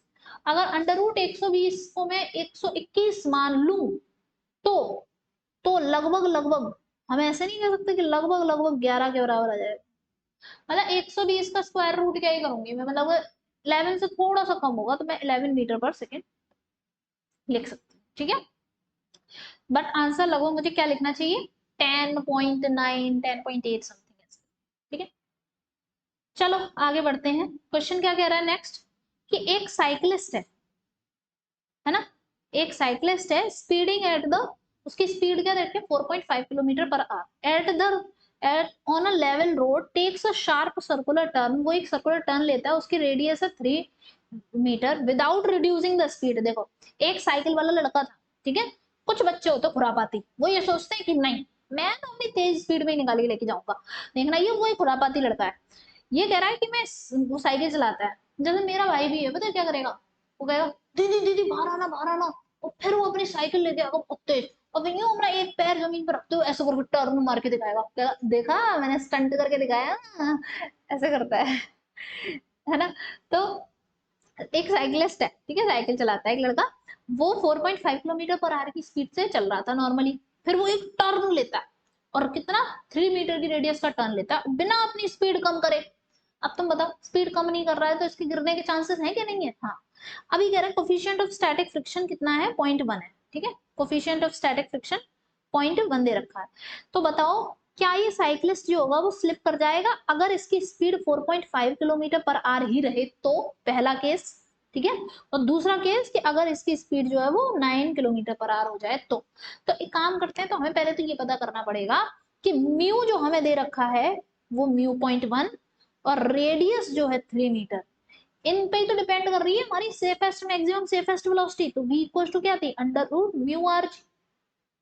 तो म्यू क्या है अंडर रूट 0.1, आर मतलब 3, जी मतलब 10, तो यानी कि ये अंडर रूट 30, नहीं अंडर रूट 3 है ना, सिर्फ अंडर रूट 3 वेलोसिटी हो गई। रूट 3 की वैल्यू क्या हो जाएगी हमारी, रूट 3 की वैल्यू हमारी क्या होती है 1.732 है ना, 1.732।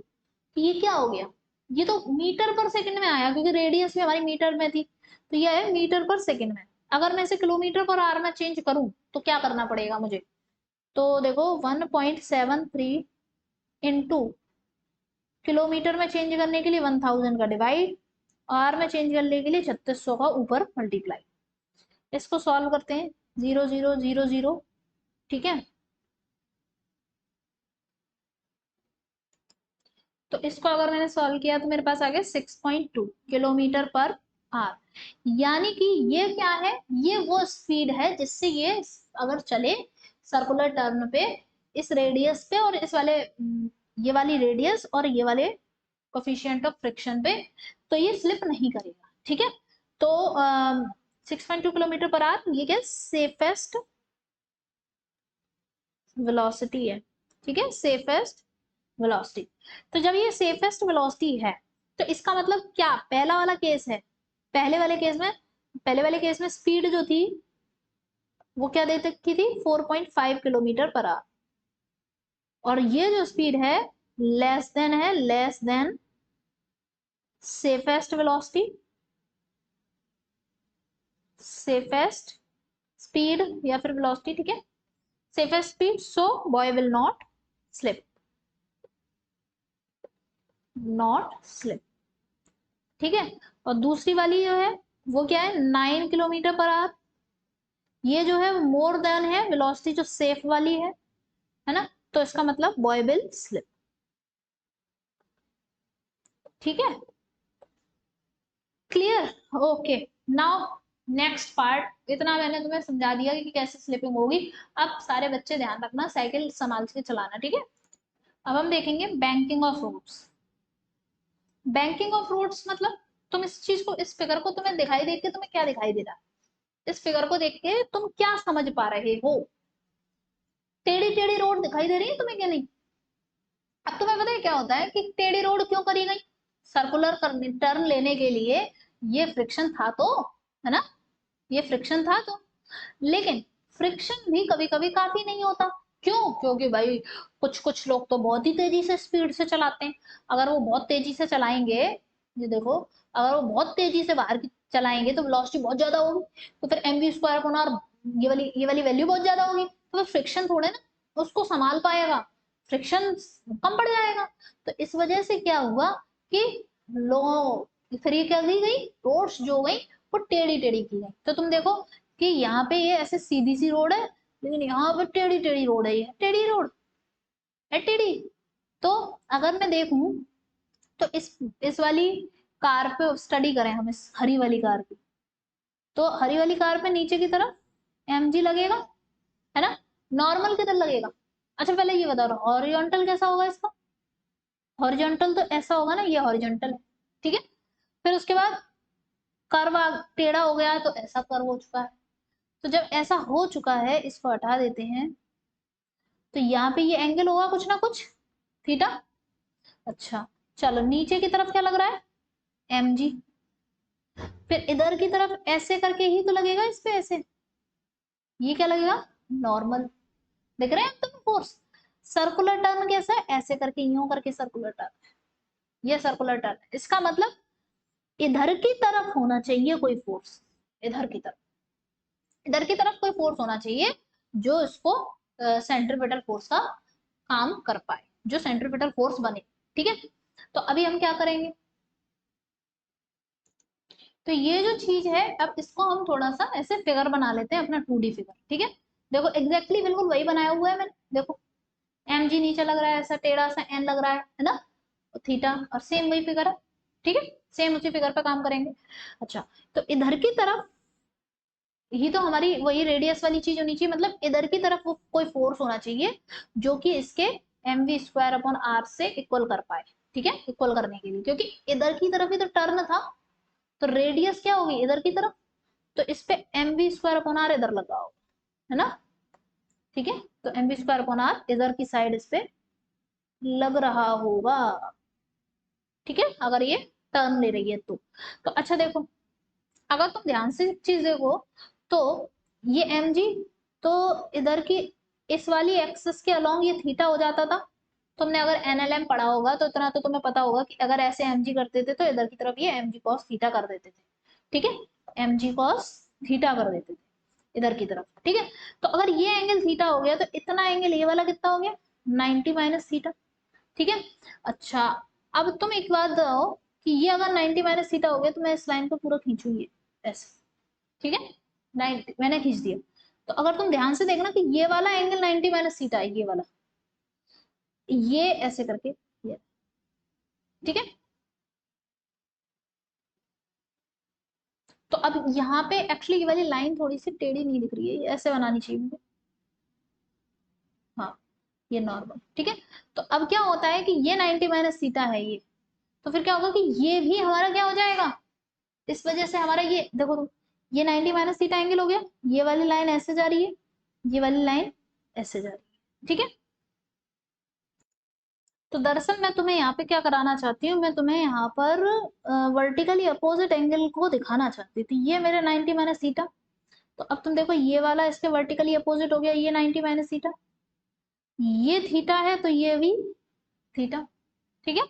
अच्छा, तो अगर इधर थीटा बन गया तो इसे मैं कह सकती हूँ एन कॉस थीटा, और इधर ये एन साइन थीटा। अब कैसे रिजोल्व किया बेटा? उस नहीं आता है तो वेक्टर पढ़ लेना, मैं सही बता रही हूँ, ये मत सोचना कि वेक्टर पढ़ने में टाइम वेस्ट कर दिया, ठीक है, बहुत जरूरी है वेक्टर पढ़ना। तो एन साइन थीटा तुम्हारा किसके बराबर होना चाहिए? M v square upon r के बराबर होना चाहिए, और एन कॉस थीटा जो है वो हमारा एम जी के बराबर, है ना, ऊपर ऊपर नीचे वाले फोर्स बराबर। तो अगर मैं ये पहली इक्वेशन और ये दूसरी इक्वेशन, पहली इक्वेशन अपॉन दूसरी इक्वेशन करूं अगर, तो sine theta upon cos theta, ऐसे लिख दो, n sine theta upon n cos theta equals to m v square upon are और फिर नीचे एम जी। ठीक है, तो ये क्या हो जाएगा, tan theta is equals to v square upon r g. तो अगर तुमसे पूछ लिया जाए कि कितने एंगल पे बैंकिंग होनी चाहिए, तो ये तुम एंगल थीटा निकाल दोगे। अगर तुमसे यहाँ पे वेलोसिटी पूछी जाए तो तुम कैसे कहोगे कि under root r g tan theta.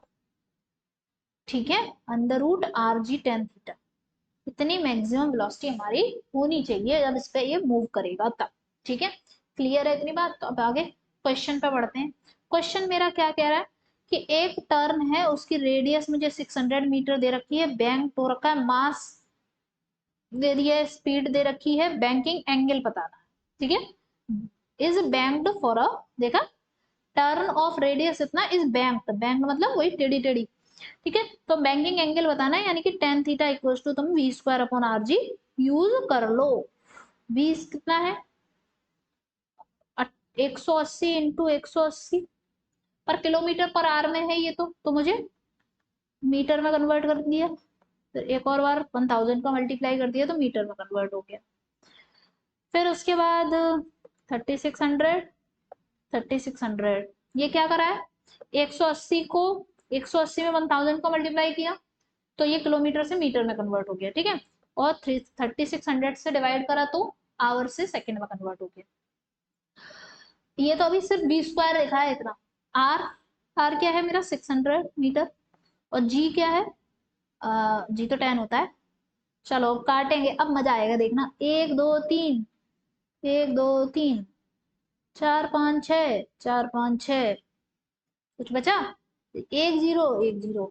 अब तो बहुत आसान हो गया, 18 दूनी 36 होते हैं ना, 18 8 16, और हाँ सही है, 18 दूनी 36, लो कट गया, बचा क्या अब देखो क्या बच रहा है, ऊपर तो भाई कुछ भी नहीं बचा, नीचे नहीं, ऊपर 10 बच रहा है, देखो ऊपर 10 है और नीचे है 24, है ना। तो हम इसको और ऐसे भी लिख सकते हैं, 5/12, तो टेन थीटा, तो theta is equal to tan inverse 5/12। ठीक है, बाकी 5/12 को पॉइंट में लिखना चाहो तो पॉइंट में लिख लेना बस, और कुछ भी नहीं। नेक्स्ट है कि train has to describe a curve, एक ट्रेन है उसे कर्व लेना पड़ता है, रेडियस इतनी दे रखी है, by how much should be the outer rail be raised with respect to the inner rail for a speed of, ये स्पीड दे रखी है, distance between the rail is इतना। तुम्हें पता है अब ये कंडीशन कैसी है, ये देखो, ये है हॉरिजॉन्टल लेवल, ये है ऐसे स्लाइड लेवल। ठीक है, अब उसके बाद ट्रेन का एक पहिया यहाँ है और एक पहिया यहाँ है, ये है ये ट्रेन। तो वो कह रहा है कि ये ट्रेन का क्या है, इनर इनर रेल।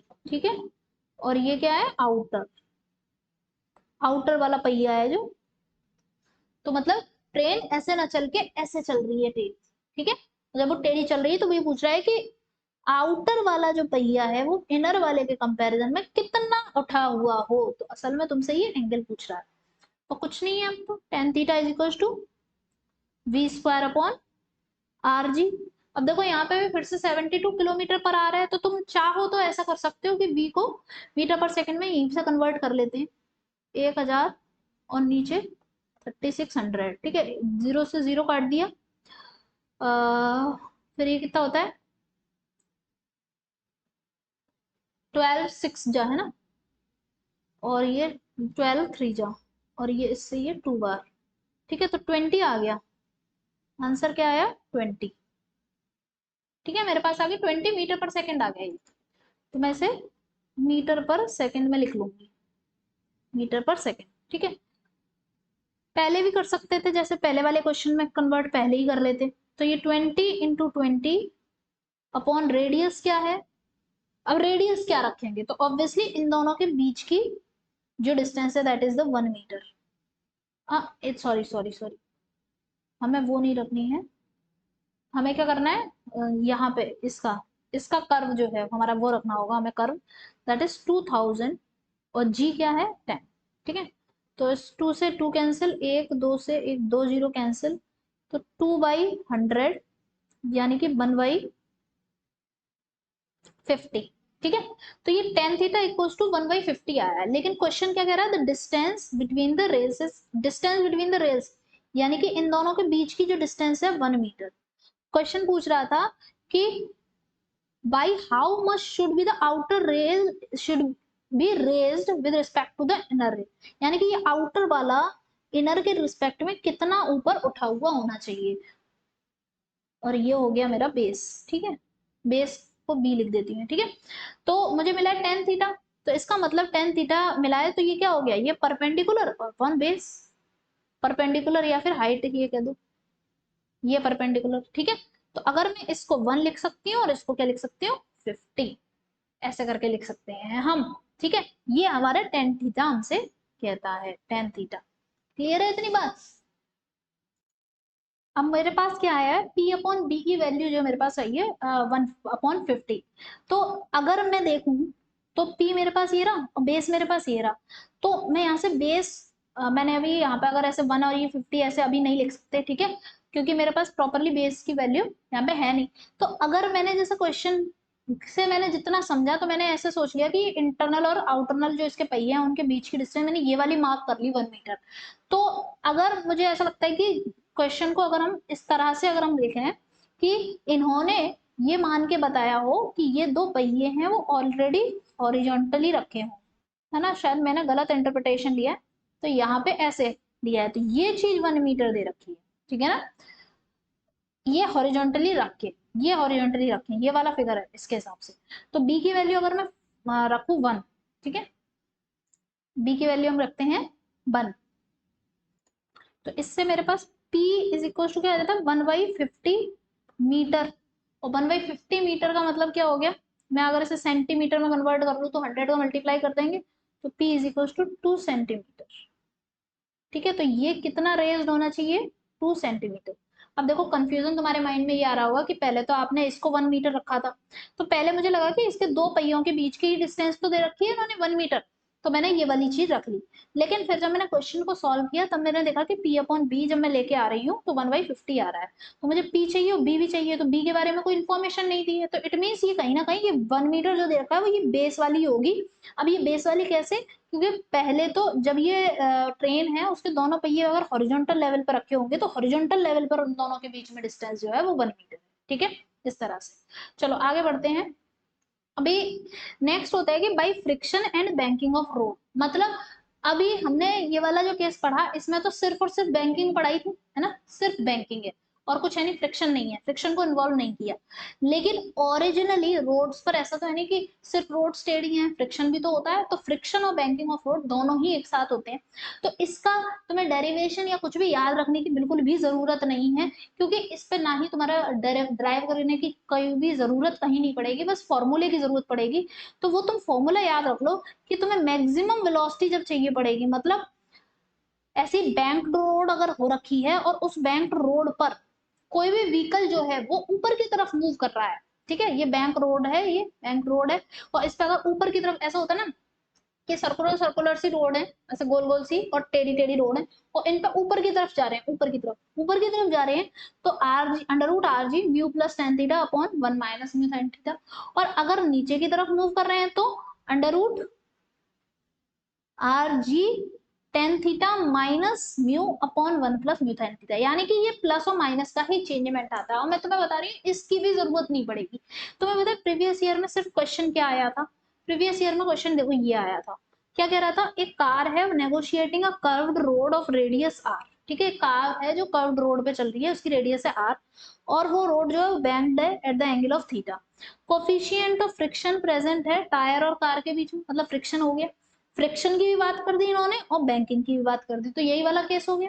अब बोल रहा है कि मैक्सिमम सेफ वेलोसिटी बताओ, तो अब तुम देखो सिर्फ तुम्हें मैक्सिमम सेफ वेलोसिटी बतानी है। ऑप्शन देखो, ये पीछे के म्यू, पीछे का पोर्शन देखना, इतना पोर्शन सब में सेम है, देखो सभी ऑप्शन में सेम है, तो यानी कि अगर इससे क्वेश्चन आता है तो तुम्हारा ये वाला जो फॉर्मूला है, ये वाला, इस फॉर्मूले को यूज कर रहे हैं, इस फॉर्मूले, ठीक है। अब तुम देखो सारी चीज तो पीछे की सेम है, तो फिर आगे बताना क्या है। तुम देखो सारा कुछ यू इससे हो रहा है, इससे कवर हो रहा है, तो आंसर क्या लगेगा, जी। और तुम इससे को यूनिट से भी कर सकते हो, देखो म्यू की कोई यूनिट ही नहीं होती, एंगल की कोई यूनिट ही नहीं होती, तो velocity is equal to under root r g आ रहा था ना, आर जी, आर जी। तो इसी के तुम देखो फॉर्मूले में इतने पोर्शन के कोई यूनिट नहीं है, या फिर डायमेंशन है ना, इतने पोर्शन के कोई डायमेंशन नहीं है, वेलोसिटी की dimension under root r g के ही बराबर हो रही है, ठीक है। तो डायमेंशन वाइज भी हम इसको देख के कर सकते थे, फॉर्मूला नहीं भी याद हो तब भी, तो सिर्फ फॉर्मूला बेस्ड क्वेश्चन था ये, ठीक है। अब हम देखते हैं कि बेंडिंग ऑफ साइक्लिस्ट कैसे होती है, ठीक है। बेंडिंग ऑफ साइक्लिस्ट का मतलब है जैसे साइकिल चलाते हैं तो कई बार ऐसा होता है ना कि लड़के साइकिल चला रहे हैं, मैंने अक्सर लड़कों को ही करते हुए देखा, तो लड़के साइकिल चला रहे हैं और ऐसे करके बैंड कर लेते हैं, ठीक है। बैंड कर लेते हैं तो क्या होता है, बेंडिंग ऑफ साइक्लिस्ट के केस में हमने देखा कि ये मेरी साइकिल थी, ठीक है, इस पर नॉर्मली एमजी ऐसे लगेगा, है ना, इधर एमजी लगेगा, और ऑब्वियसली ऊपर की तरफ क्या होगा, नॉर्मल लगेगा, ये तो नॉर्मल सी बात है। अब जब बैंडिंग इधर करते हैं तो तुमने नोटिस किया होगा, तुम अपनी रेगुलर लाइफ से देखो, तुम जब बैंडिंग कर रहे हैं, तुम जिस साइड बैंडिंग कर रहे हैं उसी साइड ऐसे करके जिस साइड टर्न लेना होता है, मतलब इधर की तरफ घूमना है तो इधर ही की तरफ बैंडिंग करते हैं, ठीक है ना। मतलब ऐसा, मेरा कहने का मतलब ये है कि साइकिल अगर ये ऐसे खड़ी होती, ठीक है, बट इसने साइकिल को बैंड किस साइड कर लिया, इस साइड, मतलब इधर से इस साइड बैंड कर लिया, तो इसका मतलब ये इधर ही की तरफ टर्न लेने वाला है, ठीक है। इसका टर्न जो है वो सर्कुलर का टर्न, जैसे अगर मुझे, मैं यहाँ पे चल रही हूँ, मुझे यूं इधर इधर टर्न लेना है, तो मैं अगर इधर टर्न लेना है तो मैं इधर ही की तरफ बैंड करूंगी अपनी साइकिल को, ठीक है, ठीक है। तो ये बात मैं क्यों बता रही हूँ, क्योंकि इसी साइड बेंडिंग की है तो इसी साइड की तरफ मुझे फोर्स चाहिए, इसी साइड की तरफ फोर्स चाहिए जो कि हमारा सेंट्रीपिटल फोर्स को के लिए काम कर पाएगा, है ना। तो मेरा यहाँ पर इस साइड क्या है, फ्रिक्शन, इस साइड क्या लगेगा, फ्रिक्शन, ठीक है, इस साइड क्या लग रहा है, फ्रिक्शन। तो फ्रिक्शन हमारा, हमने क्या लिखा कि फ्रिक्शन इज इक्वल्स टू क्या होना चाहिए, m v square upon are, और हम जानते हैं कि फ्रिक्शन क्या होता है, म्यू एन होता है, और एन इस टाइम पे ऑब्वियसली एम जी के बराबर है, ठीक है। तो mu m g equals to m v square upon r, तो mu is equals to v square upon r g, ठीक है। तो ये वाली एक इक्वेशन मुझे यहाँ से मिल गई कि mu is equals to v square upon r g, ठीक है।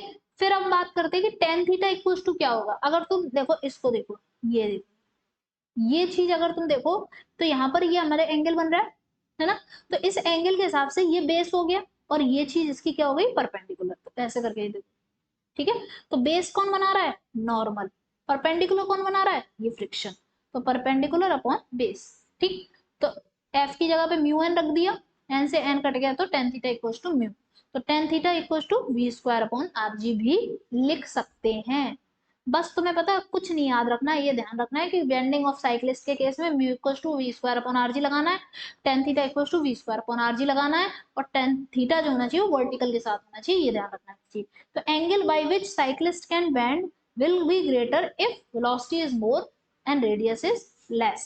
तो ये ध्यान रखना है कि अगर तुम साइकिल या बाइक चलाते हुए सर्कुलर टर्न पे बेंडिंग करना चाहते हो, ठीक है, सर्कुलर टर्न पे बेंडिंग करना चाहते हो तो तुम्हें अपनी स्पीड क्या होगी, तेज रखनी पड़ेगी। तो जो भी बच्चे, जो भी लड़के ऐसे हैं जिन्हें तेज बाइक चलाने का शौक है, तो मैं तुम्हें बताऊं तो तुम थोड़ा बेंड करके बाइक को चलाओ तो तुम तेज निकाल ले जाओगे। तुमने देखा होगा जो मोटरसाइकिलिस्ट होते हैं वो जब भी सर्कुलर टर्न आते हैं तो सीधी सीधी बाइक रख के टर्न नहीं लेते हैं, वो बेंड करके टर्न लेते हैं। क्यों, बेंड करने से क्या होता है कि यहाँ पर ये एक्स्ट्रा हमें एक्स्ट्रा सपोर्ट और मिल जा रहा है, ठीक है।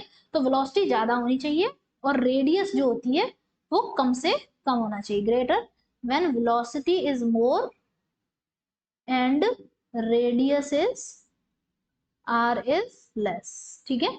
और छोटा टर्न लो और तेज वेलोसिटी के साथ। अब आते हैं साइक्लिस्ट है, कोई साइक्लिस्ट है, उसकी स्पीड है 6 मीटर पर सेकेंड, रेडियस 18 मीटर पर second, makes an angle theta with the vertical. ठीक है, यही वाला एंगल दे रखा है वर्टिकल के साथ। ठीक है, ये ध्यान रखना एंगल वर्टिकल के साथ होना चाहिए। Determine the value of theta, also determine the minimum possible value of coefficient of friction between the tyres and the ground. तो भाई तुम टेन थीटा निकाल लोगे, टेन थीटा की वैल्यू ही कोफिशिएंट ऑफ फ्रिक्शन के बराबर होगी। तो tan theta is equal to क्या था, तुम देखो यहाँ पे सब जगह v square upon r g लग रहा है, बस एक जगह छोड़ के अभी आएगी। ठीक है, क्या होगा 6 × 6 अपॉन 18 × 10, तो 3 और ये 3 से 2। ठीक है, तो 2/10 मतलब 1/5। ठीक है, टेन थीटा क्या आ गया मेरा 1/5, यानी कि theta is equal to tan inverse 1/5। ठीक है, और म्यू क्या हो जाएगा 0.2। क्यों 0.2 क्यों हो रहा है, क्योंकि हम जानते हैं ना म्यू इज इक्वल टू क्या होता है टेन थीटा, और टेन थीटा क्या है 1/5, इसीलिए क्या है 0.2। ठीक है, तो सॉल्व तो बस एक ही चीज करनी पड़ी है। नेक्स्ट हम देखते हैं कि कोनिकल पेंडुलम। कोनिकल पेंडुलम की अगर हम बात करें तो कोनिकल पेंडुलम का केस क्या है, तो कोनिकल पेंडुलम देखो इसको। ठीक है, सारा कुछ मिटाने के बाद मैंने कहा ये तो एक वर्टिकल एक्सिस है हमारी, ये धागा है जिससे एक बॉल है वो अटैच्ड है। तो कोनिकल पेंडुलम कुछ ऐसे समझ लो कि जैसे ये मैंने अभी वर्टिकल एक्सिस, फिर अगर मैं इसे ऐसे ऐसे ऐसे ऐसे, ठीक है, इस तरह से घुमाऊं, कोन की फॉर्म में घुमाऊं। ठीक है, और ये तो एक स्टिक जैसी लग रही थी, लेकिन नीचे बॉल हो और फिर एक रस्सी से लेके ऐसे कोन जैसी घुमा बना के हम घुमा रहे हैं, तो फिर क्या हो रहा होगा इसके ऊपर, इसके ऊपर नीचे की तरफ तो mg लगेगा। ठीक है, ये रस्सी होगी तो इसमें टेंशन डेवलप होगी, ये कोन मतलब साइड में जा रही है तो एंगल थीटा बना रहा होगा इसके साथ। ठीक है, फिर क्या होगा कि अगर ये थीटा बन रहा है तो फिर ये एंगल थीटा, तो इसके साथ ये वाला भी एंगल थीटा होगा। हम इस टेंशन को रिजोल्व कर लेंगे, टी cos थीटा आ जाएगा इधर, और फिर इस डायरेक्शन में टी sin थीटा। बस अब हमें फोर्स मिल गया, उस डायरेक्शन में फोर्स मिल गया जिस डायरेक्शन में हमारी रेडियस है और सर्कुलर पाथ बन रहा है। ठीक है, तो फिर बस इस, तो फिर इधर हमारा ये mv² अपॉन आर को इक्वल कर लेगा, तो t sin theta is equal to mv² upon r.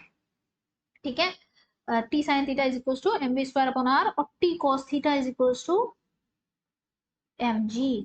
तो इस तरह से अगर पहली इक्वेशन ये, दूसरी इक्वेशन ये, पहली इक्वेशन अपॉन दूसरी इक्वेशन में अगर कर दूं तो tan theta is equal to हो जाता है मेरा again v² upon r g. ठीक है, v² अपॉन आर जी मिल जाएगा। यहां से अपनी वेलोसिटी ले सकती हो तो under root r g tan theta, तो एक ये फॉर्मूला यहां से मेरे को मिल रहा है क्या, under root r g tan theta. ठीक है, अब हम जानते हैं कि ओमेगा इज इक्वल टू क्या होता है v upon r, v upon r होता है। ठीक है, तो यहाँ v की वैल्यू रख दो under root r g tan theta upon are. ठीक है, और क्या रख सकते हैं, इसलिए हम फिर ओमेगा इज इक्वल टू ऐसे लिख सकते हैं अंडर रूट, इस तरह लिख लिया। अभी इस ना लिखो, ओमेगा इक्वल टू क्या होता है 2π/t, 2π/t। ठीक है, 2π/t हो जाता है हमारा। अच्छा, तो हमारे पास हम क्या लिख सकते हैं, इसी को मैंने किसके इक्वल रख दिया under root r g tan theta upon r के बराबर मैंने कर दिया। अगर नीचे वाले आर को भी मैं अंडर रूट के अंदर ले जाना चाहूं तो क्या होगा, तो ये ऐसे ही तो जाएगा आर जी टेन थीटा, नीचे वाला आर अगर अंडर रूट के अंदर जाएगा तो नीचे आर स्क्वायर की तरह जाएगा, फिर क्या होगा एक आर से एक आर कट जाएगा, तो बचेगा क्या, नीचे ही आर बचेगा, ऊपर से आर खत्म हो जाएगा।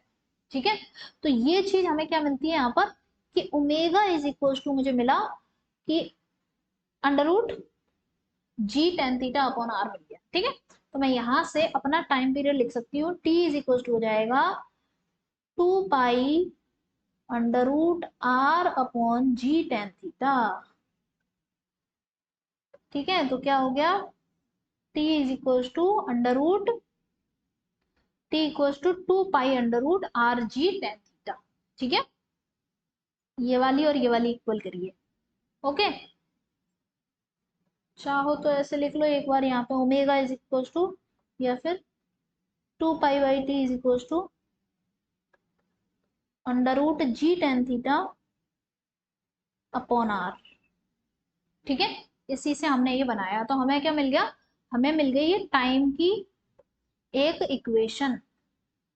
अच्छा, अभी टाइम tan थीटा के टर्म्स में हो तो हम अब आर क्या है, आर तो ऑब्वियसली ये वाली रेडियस है ना, आर इसी सर्कुलर पाथ की तो रेडियस है, लेकिन हमारे पास अक्सर इस सर्कुलर पाथ की रेडियस नहीं दी होती है, हमें तो इस स्ट्रिंग की लेंथ दे रखी होती है। ये पेंडुलम है, पेंडुलम क्या होता है, एक धागे में कोई बॉल लटका दो वो पेंडुलम है। तो ये जो लेंथ है इसकी लेंथ दे रखी होती है, तो अब इस लेंथ के टर्म्स में क्या होगा हमारा फॉर्मूला, तो देखो मैंने आगे लिखा है। तो अगर तुम एक बात देखो कि ये ट्राइंगल बन रहा है, ट्राइंगल बन रहा है, ट्राइंगल साइन थीटा अगर मैं लूं तो sine theta equals to perpendicular upon hypotenuse. तो देखो हम इधर लिख सकते हैं sine theta equals to perpendicular r बना रहा था अपॉन हाइपोटेनियस एल। ठीक है, तो आर इज इक्वल्स टू क्या हो गया, l sine theta, r equals to l sine theta. तो बस आर की जगह पे मैंने क्या कर दिया है एल, ये दो इसे हटाओ। Time period T is equals to क्या था मेरा 2π/√, आर की जगह पे क्या लिख देंगे एल साइन थीटा अपॉन जी tan थीटा। ठीक है, tan थीटा को तुम लिखोगे sin theta upon cos theta, तो इससे फाइनली मेरे पास एक और आंसर आ जाता है 2π/L अपॉन जी cos थीटा। तो कोनिकल पेंडुलम का अगर टाइम पीरियड निकलवाए तो तुम इस तरीके से निकाल दोगे। ठीक है, तो नेक्स्ट क्वेश्चन देखते हैं। क्वेश्चन क्या कह रहा है, एक पार्टिकल है जिसका मास है 200 ग्राम। ठीक है, मास मिल गया, एक स्ट्रिंग है उसके एंड पे बंधा हुआ था, revolved in horizontal circle, horizontal circle में घुमाया जा रहा है और वो सर्कल की रेडियस क्या बन रही है 50 सेंटीमीटर, ये आर है। ठीक है, अबाउट द वर्टिकल एक्सिस, बिल्कुल यही बात कह रहा है, ये वर्टिकल एक्सिस है, जैसे ये वर्टिकल एक्सिस। ठीक है, ये स्ट्रिंग है। ठीक है, अब बात करते हैं about the vertical axis from point of suspension, मतलब जहां से लटका हुआ है, with the angular speed of 3 revolution पर। अब देखो कितने क्वेश्चन वाले ना इतने बेकार होते हैं, सही बता रही हूँ मैं। इन्होंने लिखा कि एंगुलर स्पीड, तो बच्चा सोचेगा अरे ये तो ओमेगा है, तो मतलब वो 60 को क्या समझ लेगा ओमेगा, पर रिवॉल्यूशन पर मिनट लिख रखा है भाई, फ्रीक्वेंसी दे रखी है, फ्रीक्वेंसी है ओमेगा नहीं है। ठीक है, अब तुम्हें क्या बताना है, पहले तो लीनियर स्पीड बतानी है। तो पहली बात, पहली चीज तो तुम ये करो कि पहले तो जी तुम्हें फ्रीक्वेंसी दे रखी है, तुम ओमेगा निकालो, क्या निकालोगे 60 इंटू 2π करोगे, पर मिनट है तो ये 60 का मल्टीप्लाई, डिवाइड अभी नीचे करेंगे। ठीक है, तो ओमेगा इज इक्वल टू आ गया 2π, क्या अब रेडियन पर सेकेंड में। ठीक है, फिर उसके बाद लीनियर, पहला काम है लीनियर स्पीड निकालना, तो v equal to omega r होता है, तो 2π, आर कितना दे रखा है, आर 50 सेंटीमीटर, तो 50 इंटू 10⁻⁻², यानी कि 10 इंटू 10⁻⁻² और पाई, तो ये हो गया आंसर। वेलोसिटी कितनी आ गई पाई, वी भी किसके बराबर आ गया पाई के बराबर। अब सेकंड वाला पार्ट करते हैं, एक्सेलरेशन। एक्सेलरेशन कैसे निकालोगे, एक्सेलरेशन कैसे निकालेंगे, horizontal component of the tension भी निकालना है। ठीक है, तो एक्सेलरेशन ऑब्वियसली हमारा क्या होगा v² अपॉन आर, है ना, एक्सेलरेशन वही सेंट्रीपिटल एक्सेलरेशन है, तो v क्या है मेरा पाई का स्क्वायर अपॉन रेडियस क्या है 50 इंटू 10⁻⁻², तो यानी कि पाई स्क्वायर को भी मैं 10 लिख लेती हूँ, 10⁻⁻² ऊपर गया तो 100 हो गया, ये 50, तो एक जीरो से एक जीरो, और 100/5 यानी कि 20 मीटर पर सेकेंड स्क्वायर। तो ये तो एक्सेलरेशन आ गया। नेक्स्ट थर्ड पार्ट क्या आ गया, horizontal component of the tension. Horizontal component of tension क्या था, तुम्हें पता है ये वाला जो फिगर मैंने बनाया है ना, ये फिगर तुम्हारी आंखों में बिल्कुल एकदम से क्लियर होना चाहिए, दिमाग में एकदम क्लियर होना चाहिए, तब जाके तुम इसको ढंग से कर पाओगे। तो ये जो फिगर है अपने हाथों से खुद ड्रॉ करके जरूर देखना और उसको अच्छे से प्रैक्टिस कर लेना, तभी तुम ऐसे क्वेश्चन कर पाओगे। वो बोल रहा है ना कि हॉरिजॉन्टल कंपोनेंट ऑफ टेंशन बताओ, तो हॉरिजॉन्टल कंपोनेंट ऑफ टेंशन क्या है, टी साइन थीटा। ठीक है, तो टी साइन थीटा, अब साइन थीटा कहां से लाओगे, साइन थीटा, साइन थीटा कहां से लाएंगे, वही ऑब्वियसली परपेंडिकुलर अपॉन हाइपोटेनियस करके, रेडियस निकाल ली। ठीक है, रेडियस क्वेश्चन में दी है, स्ट्रिंग की लेंथ भी दी है, तो ऐसे निकलेगा। ठीक है, तो हॉरिजॉन्टल कंपोनेंट क्या होगा, horizontal component of tension, tension का हॉरिजॉन्टल कंपोनेंट हमारा टी साइन थीटा, ठीक है। और टी साइन थीटा मतलब आर अपॉन एल, सारा फिगर बिल्कुल पीछे बना हुआ है वैसा ही है, ठीक है। तो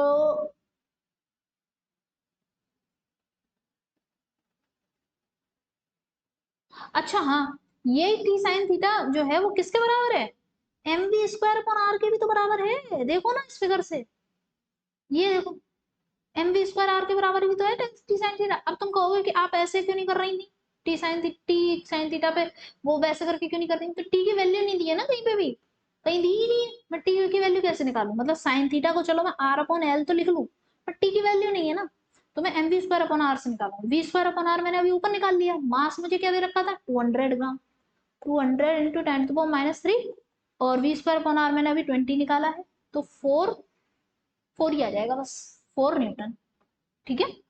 ये 3 जीरो इससे कट गए, ठीक है। तो आई होप कि क्वेश्चन क्लियर हो गया होगा। अब ये आता है डेथ वेल और रोटर, लास्ट है ये, और इस पे नीट में क्वेश्चन आया, ठीक है, तो इसको समझ लो अच्छे से। ये डेथ वेल और रोटर का क्या चक्कर है, तो मैं थोड़ा सा मैं समझाऊंगा, मतलब बेसिक ऐसा समझना, जैसे ये है, ठीक है। इसमें एक मिनट, जैसे मैंने ये पेन ले लिया, पेन को मैं ऐसे चिपका दूं, बस, दिख रहा है, नहीं दिख रहा यार, कहाँ से दिखेगा, एक तो ये लगा हुआ है ना सब कुछ, ये ऊपर की तरफ देखो, ऊपर की तरफ दिख रहा है। अब ये इस पे चिपका हुआ है, जैसे मैंने इसको ये फिगर बनाया, नीला नीला सा आदमी है ना, तो अभी डेथ वेल का मतलब होता है मौत का कुआं, ठीक है। तुम लोगों ने मेला देखा होगा, मेले में क्या होता है कि एक मौत का कुआं होता है जिसमें बहुत बड़ा सा गहरा सा कुआं टाइप का बना होता है, और उस पे एक आदमी बाइक चलाता है बिल्कुल उसकी दीवारों पे, और लोग कहते हैं अरे अरे ये दीवार पे कैसे बाइक चला रहा है, कैसे चल रहा है ये सब ना। तो उसी का हम आज यहाँ पे कॉन्सेप्ट रिवील करेंगे क्या, तो मान लो कि ये वही है, ठीक है, ये ऐसे, तो अगर ऐसे करके ये घूम रहा है, ये क्या है, ये आदमी घूम रहा है, ठीक है। तो आदमी तो घूमता है, मतलब ये कुआं जो है, ये जो कुआं है जो मैंने बनाया है, ये स्टेबल है एक ही जगह पे, और ये आदमी घूम रहा है, ठीक है, ये बॉडी घूम रही है जो इससे स्टिक है, तो ये घूम रही है तो ऑब्वियसली इसके पास वही लीनियर वेलोसिटी, इसका सर्कुलर मोशन, यही सब हो गया। दूसरा क्या तरीका हो सकता है, रोटर क्या हो सकता है, रोटर का मतलब है ये इस पे फिक्स कर दूं और इसको घुमाऊं, देखो मैं इस पेन को नहीं घुमा रही हूँ, लेकिन इस इसके घूमने की वजह से, इसके घूमने की वजह से, मतलब ये जो मैं हाथ में पकड़े हुए हूँ बॉक्स, इसके घूमने की वजह से ही पेन भी घूम रहा है, ठीक है, तुम समझ रहे हो अगर तुम, ठीक है। तो ये रोटर में, रोटर मतलब कोई चीज गोल गोल जो घूम रही है। अब देखो यहाँ पे हमने क्या किया, ये सारे हटाते हैं, तो क्वेश्चन दरअसल ये आता है कि ये जो कुआं होता है, मौत का कुआं टाइप ये सब चीज, तो इसमें ये जो आदमी, ये जो इसमें आदमी है यहाँ पर, ये इसकी दीवार पे कैसे चिपका हुआ है, ये गिर क्यों नहीं रहा, ये इसलिए नहीं गिर रहा क्योंकि देखो, क्यों नहीं गिर रहा, मौत के कुएं में हम यही तो अजूबा देखते हैं, अरे यार ये आदमी ऐसे दीवारों पे कैसे चल ले रहा है, ये गिर क्यों नहीं रहा है ना, क्योंकि अर्थ का जो एमजी लग रहा है उसकी वजह से गिर क्यों नहीं रहा है, तो नीचे एमजी लग रहा है, ठीक है। तो एमजी को कोई बैलेंस करने वाला होना चाहिए ना, तो ऊपर की तरफ क्या होगा, सिर्फ और सिर्फ फ्रिक्शन फोर्स होगा, फ्रिक्शन फोर्स ही तो होगा इसके, इस आदमी के और इस डेथ डेथ वेल हुआ जो भी है, ठीक है। अब यहाँ पर ये सरफेस कांटेक्ट में है तो इसके इधर क्या लगेगा, नॉर्मल। अब ये नॉर्मल कैसे बैलेंस हो सकता है, जब ये आदमी गोल गोल गोल गोल घूमे, जब ये गोल गोल गोल गोल घूमेगा तो इसके ऊपर बाहर की तरफ क्या लगेगा, सेंट्रीफ्यूगल फोर्स, ठीक है। तो आदमी गिर ना जाए, ठीक है, मैन नॉट टू फॉल, आदमी गिर ना जाए, उसके लिए क्या होना चाहिए, फ्रिक्शन जो होना चाहिए वो एमजी के बराबर होना चाहिए, है ना, तभी तो ये ऊपर वाला फ्रिक्शन जो है वो एमजी के बराबर होना चाहिए, तभी तो आदमी नहीं गिरेगा, है ना। अब क्या होगा, फ्रिक्शन हम क्या जानते हैं, म्यू एन के बराबर होता है, और यहाँ पर एन किसके बराबर है, N is equal to m v square upon r, इस बार N is not equal to m g, N हमेशा एम जी के बराबर हो ऐसा नहीं होता, ठीक है। तो म्यू इज इक्वल टू क्या लिखेंगे, m v square upon are, ठीक है, m v square upon are, ठीक। तो mu m v square upon r is equal to m g. तो इससे मुझे क्या मिल गया, एम से एम काट देंगे तो v इज इक्वल टू, या फिर म्यू इज इक्वल टू क्या मिला, r g upon v square. अब तुम देखो, अब तुम यहाँ पे बहुत ध्यान से पकड़ लेना, क्योंकि हर जगह तुम क्या कर रहे थे, म्यू इज इक्वल टू क्या आता था, v square upon r g, v square upon r g, हर जगह था। लेकिन यहाँ नहीं, यहाँ नहीं है, इसीलिए इसको जरा ध्यान से पकड़ना, क्योंकि और एक तो यहाँ यहीं से प्रीवियस ईयर में क्वेश्चन भी आया है, ठीक है, यहीं से पीवाईक्यू भी है, ठीक है। तो ये एक ऐसा केस है इनका जिसमें फॉर्मूला उल्टा है, ठीक है। तो अगर तुम ये सोचो ना कि हर जगह में b square upon r g रट्टा मार लूं तो नहीं चलेगा, ठीक है। तो ये चीज हो गई। अभी यहाँ से, अभी मैं वेलोसिटी की बात करूंगा, मैं वेलोसिटी कितनी होनी चाहिए, तो under root r g upon mu, ठीक है, आर जी अपॉन म्यू। इसको चलो आगे लिख लेते हैं।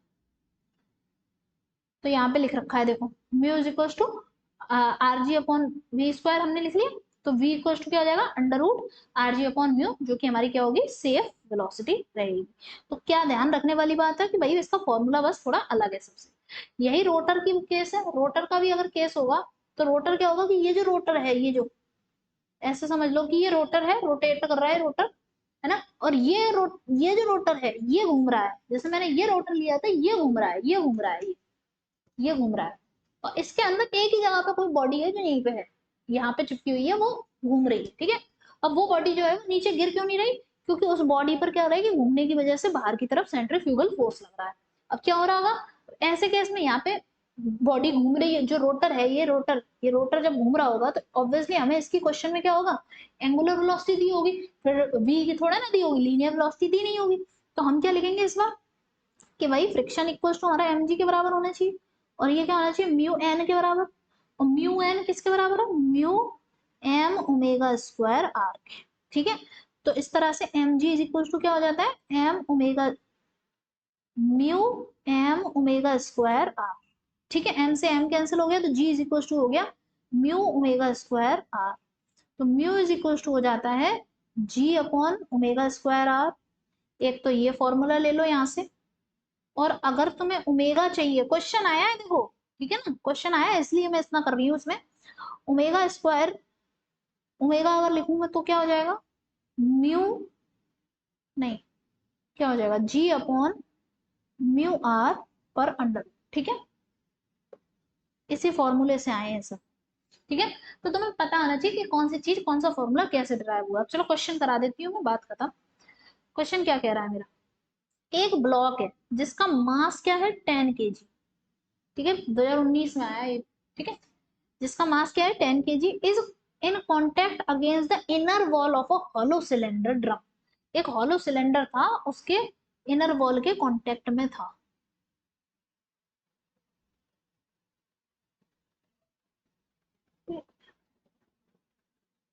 ठीक है, इनर वॉल के कॉन्टेक्ट में था, ये बात हो गई। और इसकी रेडियस कितनी दे रखी है, 1 मीटर, ठीक है, 1 मीटर रेडियस दे रखी है, ये रही question. Coefficient of the friction between the block and the inner wall of the cylinder is mu, ठीक है। तो तुम्हें म्यू दे रखा है 0.1। अब उसके बाद minimum angular velocity needed for the cylinder to keep the block stationary when the cylinder is vertical and rotating about its axis. मतलब ये जो सिलेंडर है, ये अपनी एक्सिस के अबाउट रोटेट कर रहा है, तो ये इसका रोटेशन मतलब ओमेगा कितना हो, ताकि ये रोटेट करता रहे और ये ब्लॉक जो है वो नीचे ना गिरे, स्टेशनरी बना रहे। तो मैंने क्या बताया, ये एम ओमेगा स्क्वायर आर, और इधर इसका ये फ्रिक्शन, और इधर नॉर्मल, ये 4 फोर्स याद कर लेना, ठीक है। तो ओमेगा का अभी अभी ऊपर फॉर्मूला मैंने लिखा है, under root g upon mu r, under root g upon mu r. Under root g क्या है, जी तो 10 होता है, म्यू कितना है 0.1, आर कितना है 1, तो अंडर रूट 100 यानी कि 10 रेडियन पर सेकेंड। Answer number D. कितना सिंपल हो गया क्वेश्चन अगर तुमने कॉन्सेप्ट समझ लिया, ठीक है। तो बताओ, क्वेश्चन टफ है या कॉन्सेप्ट समझना ज्यादा जरूरी है। बच्चे कहते हैं कि मेरे क्वेश्चन नहीं निकलते, बेटा आपने ना कॉन्सेप्ट अच्छे से पढ़े नहीं, इसलिए क्वेश्चन नहीं निकलते। सीधे जंप करोगे तो दिक्कत होगी। पहले कॉन्सेप्ट को समझो अच्छे से, फिर उसके बाद क्वेश्चन किया करो, तो जरूर जरूर कॉन्सेप्ट क्वेश्चन निकलेगा, है ना। और क्वेश्चन की एक एक शब्द की ना हिंदी किया करो। अगर इंग्लिश में क्वेश्चन करते हो तो उसके हिंदी करा दो। तुम अगर देखते हो तो मैं हमेशा हर क्वेश्चन की जब एक एक लाइन पढ़ रही होती तो उसको अंडरलाइन कर रही हूँ। क्यों कर रही हूँ? मैं ऊपर ऊपर से देख के क्यों नहीं पढ़ देती? क्योंकि मैं खुद जब ऊपर अभी भी जब भी मेरी इतनी अच्छी प्रैक्टिस हो गई उसके बावजूद भी मैं ऊपर से पढ़ लूँ तब भी मेरे से मिस्टेक्स हो जाती। तो इसलिए मैं एक एक लाइन पढ़ती हूँ, साइड में लिखती जाती हूँ, फिगर बनाती हूँ, तो चीजें सही हो जाती हैं, है ना। तो ऐसे ही किया करो ना, ठीक है। तो दैट्स इट, फाइनली अब हमारा सारा चैप्टर कंप्लीट हो चुका है सर्कुलर मोशन। नेक्स्ट अब हम शुरू करेंगे सर सेंटर ऑफ मास, ठीक है। तो नेक्स्ट सेंटर ऑफ मास पढ़ाऊंगी मैं, ठीक है। तो तब तक क्वेश्चंस करते रहना और खुश रहना, ठीक है। चलो, बाय बाय।